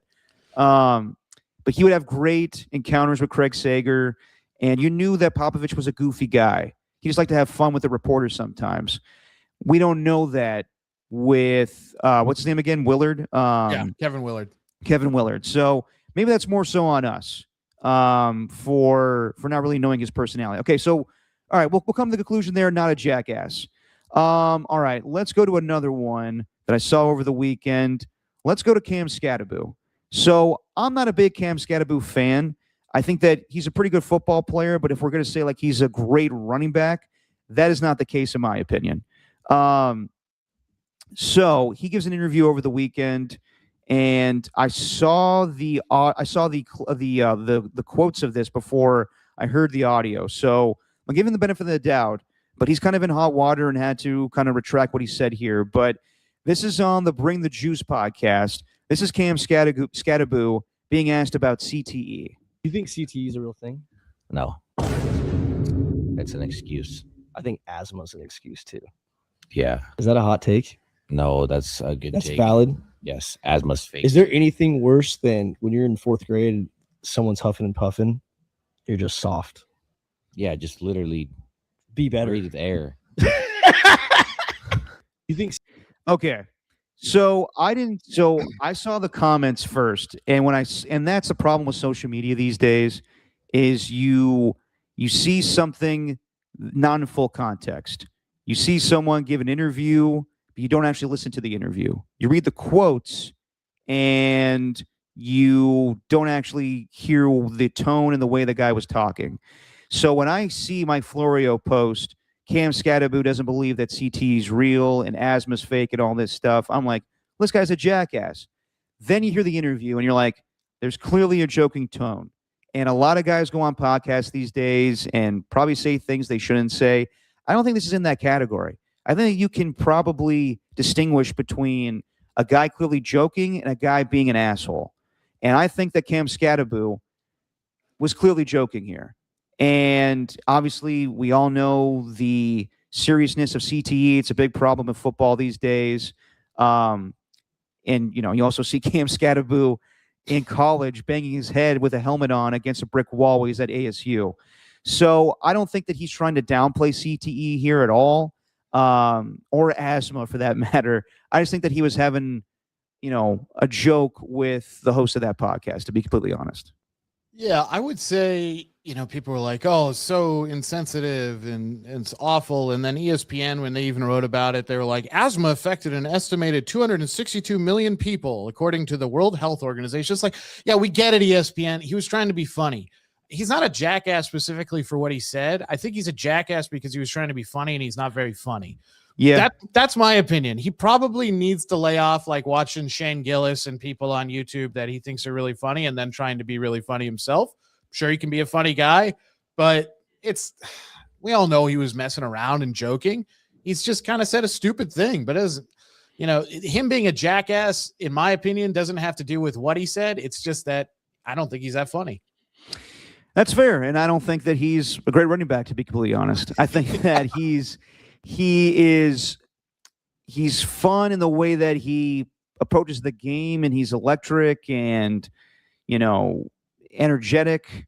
But as far as like some of these guys being like, yeah, scataboo, baby, that's the future of running backs. Please.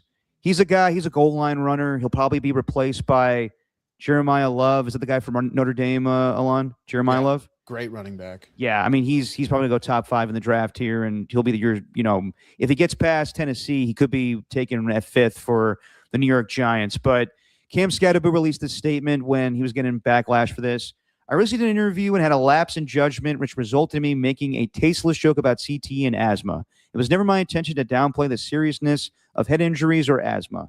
I sincerely apologize to anyone that was offended by my remarks, and I assure you that I will be more mindful and respectful going forward. Much love. See, I think in our society these days, we have to know when someone's joking, and I know that some people believe that athletes are role models, but I don't fall under that category. I think that if your role models are athletes or movie stars, like you want to like follow in someone's footsteps, but like, I don't know. I don't think that it's the responsibility of athletes to parent children. That's up to parents. That's up to your mother and your father. So I think that this is where, again, we look at something on social media and say, well, this guy's a jackass for saying this. And then you listen to the context, you're like, hey, he's clearly joking. And not everybody's Shane Gillis or Norm Macdonald, so there may be a little backlash that comes with that when you work for a company or a team. But in this case, I think it's clear that Cam Skattebo, again, when you're going to be in this day and age, when you go on podcasts and people fuck around or they put you on a live stream like Puka Nakua, you got to be careful. But at the same time, I think people have to also know that sometimes these athletes don't know what they're doing, and sometimes they're clearly just joking. Yeah, I agree with you, Derek. I was a little disappointed about the fact that he gave up such an apology. He's just been like, guys, I was joking. Like, yeah. So I don't like that at all. Like, not because maybe it wasn't the right thing to do. It's just like, give the guy a little bit of a break. I just don't think he's that funny. And I'm sure I'm with you. Like, yeah, he's a fine football player, but like, I don't think he's this revolutionary player. But yeah, I don't know. Like, give the guy a break. He's just a 24-year-old, dude, just being a dude on a podcast. And if anything, the NFL probably just doesn't like him talking about CTE. Yeah, especially when they have that lawsuit. Okay, I have another one here, just one more video, and I want to say I have it in here. But maybe I don't. Maybe I need to look for it real quick. So Matt Leinart does a podcast with Jerry Ferrara, who is we know him from from Entourage back in the day, where he played the role of Turtle. But they host a podcast together called The Throwbacks, where they go into kind of, back in the day stuff with sports. Sorry, I'm just trying to find this video with Matt Leinart here. It was a whole thing about his jersey being retired, whether or not he would do that for USC going forward with new recruits. Here we go, right here. I found the video. Okay, so this is Matt Leinart on the Throwback podcast talking about how USC, and let me get my screen shared and everything for you. And don't worry, everybody, we're trying to get Alon admin status so he can help me out with this going forward. But here's Matt Leinart going into detail about what's going on with USC these days, where new recruits come in and they want to have his jersey number 11. When I was at USC, I got my number retired. There's been multiple times where people at USC have asked me if I would unretire my jersey for some 5-star prospect. And do you want to know what I told those guys straight up? I am never going to unretire my jersey for some random dude who, by the way, now could wear number 11 and transfer after a year. The only person that will ever wear my USC number 11 would be Cole, who's not there right now. He's at SMU, or two of my boys if they end up going to USC and playing football. That is it. When I was at Okay, so he's referring to his three sons there, where that's the only time he would ever give up his number 11 jersey. And having your jersey retired is a big deal. Some guys don't really care about it. They're willing to, like Steve Largent, when he got his jersey retired with the Seattle Seahawks, made an exception for the greatest wide receiver in NFL history and Jerry Rice coming over, and he unretired number 80. So with Matt Leinart, he's considered one of the better USC quarterbacks in history, getting 2 national championships with them. And he did catch some flack for this, where some people like, why can't you just unretire your jersey? Are you that egotistical where you have to have your jersey retired? And my reaction is, I think you guys are the jackasses for telling him he should what he should do with his own jersey here, where he is right. In this new day and age of NIL, guys come over for one season and then leave. You're going to unretire your jersey just for that? So I think that it's entirely fair for Matt Leinart to say, no, you guys decided as a program that I'm important enough in your history where my jersey's retired for the rest of the school's history. And now you want to unretire it just to convince a guy to play for you? Well, then really that guy to want to play for you in the first place. We have to make like little exceptions like that. Like this isn't like who's my guy? God, I can't. Ed Orgeron, who was the head coach of LSU football, but back in the day, he was a recruiter for USC. And he tried to get, this is one of the better stories, I don't know if you heard this one, Alon, where he tried to get Adrian Peterson's dad, who was in prison. He wanted to move him from Oklahoma to LA so he could watch his son's games in prison. They were trying to figure it out. He called the warden and everything. That's recruiting. That's like commitment. To unretire your jersey, to me, that's so small potatoes where it's like, you don't want to fucking be here then. So I don't think Matt Leinart's a jackass at all.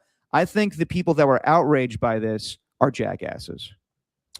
Yeah, look, the institution USC, they retired his number. He has no obligation to unretire it for them. They should have never retired it in the first place, not because he's not a great player. Just don't retire numbers, and then you never have to worry about this.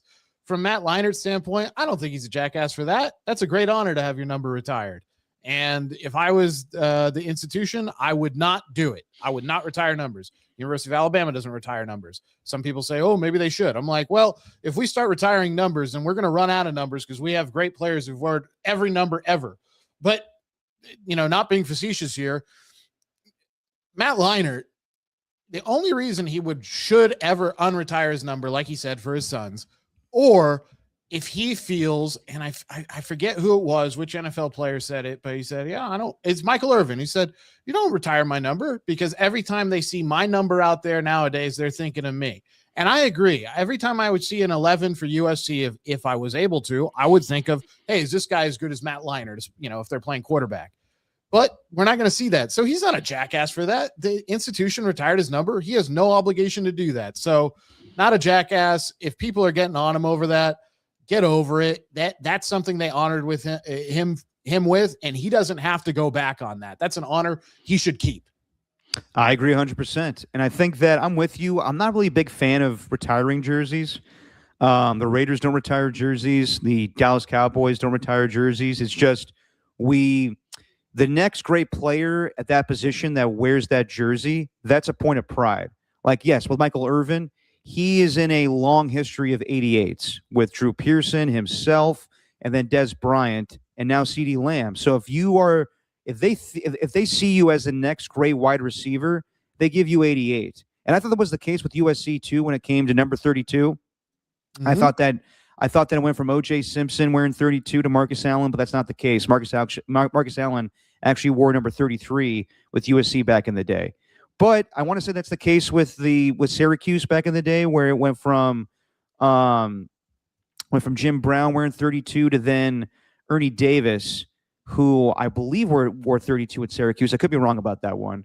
But yeah, to me, that's more impactful, where you take on that jersey, where you're the next great player wearing that jersey, where it was Billy Sims with the Detroit Lions going to Barry Sanders. But if you're a franchise or a program that retires numbers, then by all means, you have that as part of your history. But then you can't ask people to unretire jersey numbers just because you want to sign somebody. I think that's insane.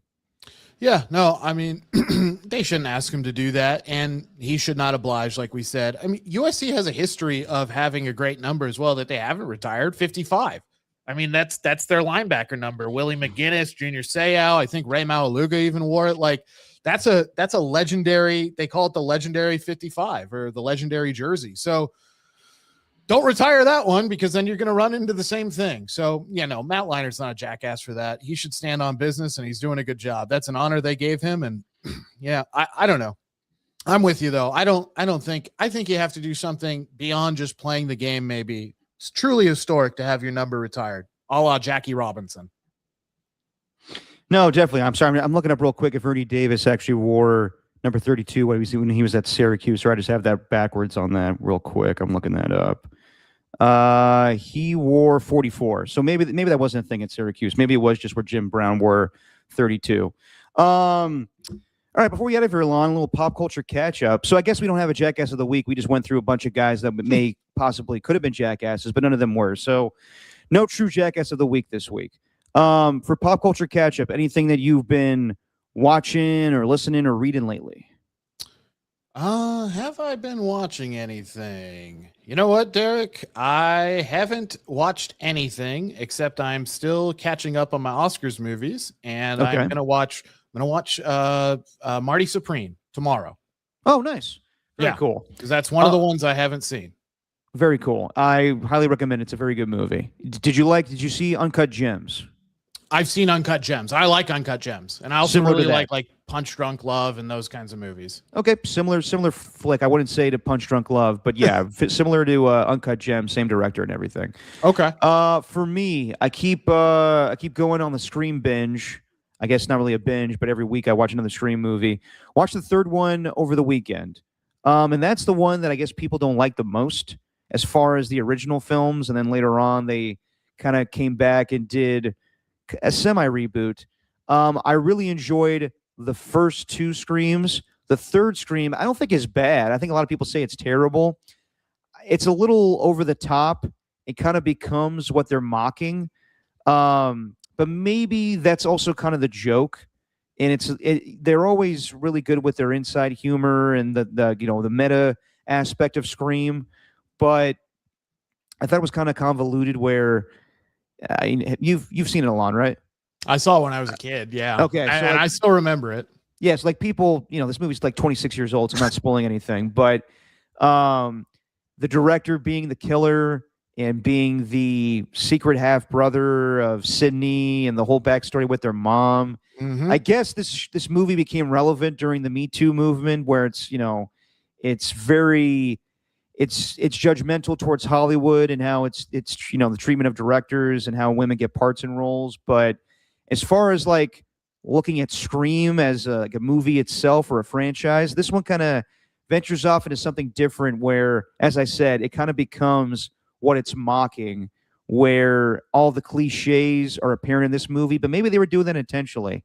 I will say the ending of it is kind of like a good, like a good finality to the whole series, but I understand why they brought things back and you keep going with a franchise. So I'll just say it wasn't terrible. I like the first two a lot more, but this one, not as bad as people make it out to be. Yeah, it's not like terrible. There's definitely worse movies and definitely worse horror movies out there, but it's probably one of the weaker ones. And then when you get to Scream 4, which came out, 10 years after that, I want to say, Yeah, they kind of do a soft reboot on the whole thing. So keep going down your Scream rabbit hole there, Derek.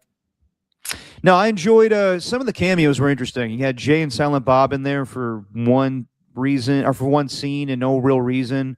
Putty, Patrick Warburton from Seinfeld, and Crunk from Emperor's New Groove is in it as the bodyguard. I enjoy him always in any movie. But yeah, kind of a weird one.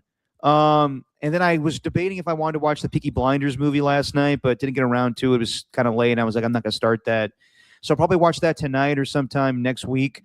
I watched, you ever seen Nobody, Alon? Nobody with Bob Odenkirk, where He is. Yeah, it's the kinda John Wick in the John Wick universe. Yes, I guess it is. Where like Bob Odenkirk, longtime comedian, and then became Saul Goodman on Better Call Saul, and obviously Breaking Bad. He got his own action movie where he's an everyday, regular Joe, works at a job he hates. His family doesn't really, doesn't have a great communication skills with his family or his wife. And then it's revealed that he worked as a hitman back in the day, and he kicks a lot of ass. So I've seen the original one, and it was one of the first movies I saw coming out of COVID, which was a great theater experience. Then I watched Nobody 2 last night, where he goes on vacation and they're trying to have a good family outing, and then boom, he runs into more trouble and has to kick ass. The problem with a sequel to Nobody is it takes away the fun of him being a nobody, just a regular Joe, and then boom, you see him in the situation where he's taking on all these Russian mobsters and he's like punching them out or ripping their throats out. And you're like, this is hilarious. There was no humor with this one. It was just kind of straightforward. It becomes too John Wick where they make him out to be a badass. But what's the whole point of having Bob Odenkirk in the movie if he's not going to be funny? And then, do we lose the sound here, or is this just AJ Cruz freaking out here in the chat here? I can hear you. All right. See, this is what happens when I follow the chat too much. So yeah, as far as Nobody 2, I didn't think it was as good. I thought I lost the whole point of the first one. And also they had Sharon Stone as the villain and making her out to be like this badass. And it was not that whatsoever. She barely shows up in the movie, and then she's killed off pretty quickly. So, yeah, not a fan of Nobody 2. I probably wouldn't recommend it. Okay, Nobody 2. I will not watch. But you saw the first one though. Yeah, I saw the first one. I like the first one. I thought it was good, and I like Bob Odenkirk. I think he's hilarious. So that was kind of fun to see him get an action movie. Speaking of other movies, I'm very much looking forward to May the 1st. You know what comes out May 1st, Derek? May 1st. I don't actually. The Devil Wears Prada 2. Are you seriously a Devil Wears Prada fan? It's an amazing movie. Everyone should watch The Devil Wears Prada. It's right. hilarious. Meryl Streep's hilarious. It's really good. No, I'm not yucking your yum on that one, man. I've heard it's a great movie and a great performance by Meryl Streep. I just don't know what they could do. I mean, besides what they did in the first one. I never understand these sequels now, 10 years, 15 years after the fact, where there's more story to be added there. I just don't know if that's the right thing to do. But then again, it's the business of movies where they know people are going to go to a proven commodity. So that's why we have all these IPs and people, doing sequels and whatnot of movies that were 20 years old. So yeah, I shouldn't talk, honestly. I should have no opinion, to be honest, because I haven't seen the first one. So who am I to say there's more sequels to be had there? I'm still waiting for Draft Day 2. Oh yeah. I want to know what actually happens with that team. Yeah. Like, did they win? Did they have to blow it all up and rebuild again? Or what happened? I think that movie actually sends the wrong message where it's like, see, kids, if you follow your dreams, you can win the offseason. That sends the wrong message? Well, like win the offseason, but like we didn't actually see them play fucking down of football. That's true. There's no football in that movie. You see Vontae Mack lead them all on the field, and it's like, well, what happens after that? Do they actually win? Doesn't matter about that. As long as you win in the headlines and you get one over on a rookie GM in Jacksonville, then you did the right thing.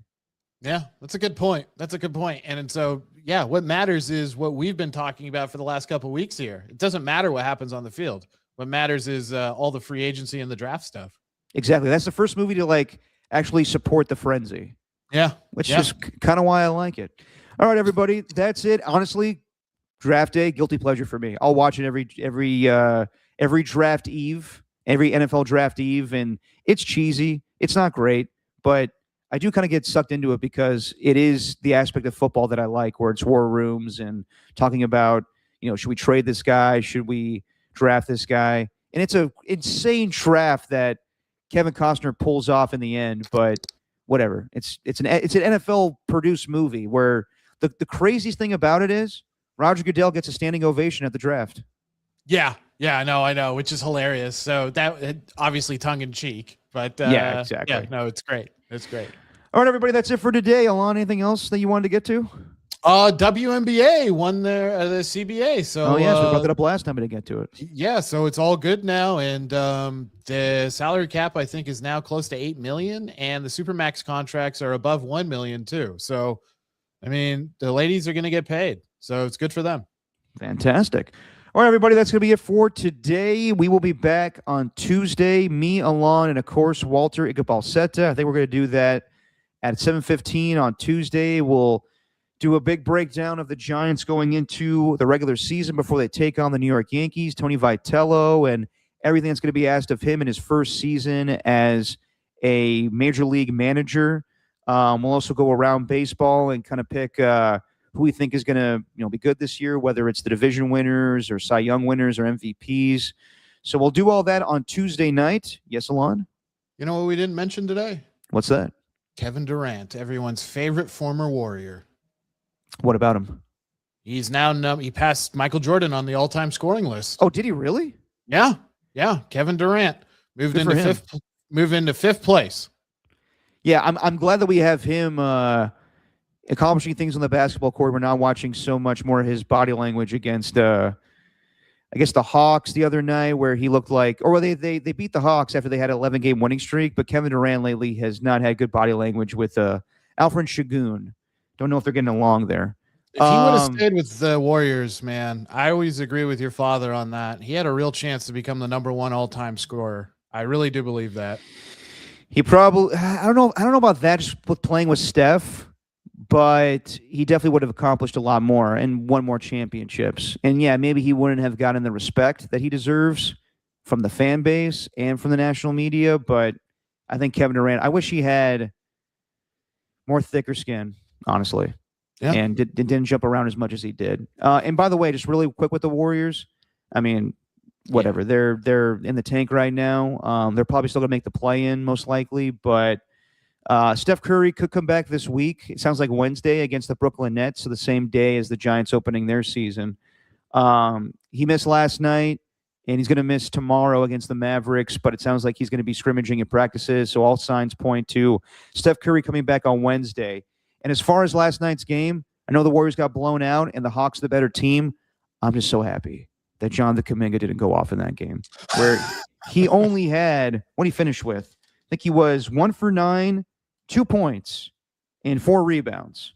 And for everybody out there being like, the Warriors messed up on the trade, they definitely did, because Porzingis isn't doing much for them.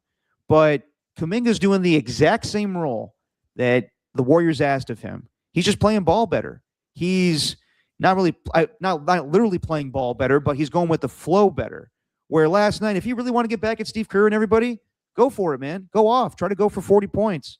And he's a bench player, so that's hard to do. But no, he was fine with just settling for mid-range jumpers, which is not his game. And that was the problem with him with the Warriors back in the day as well.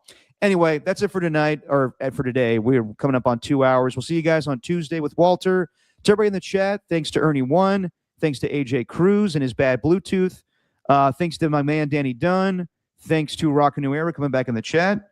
Thanks to Danny Golding TV.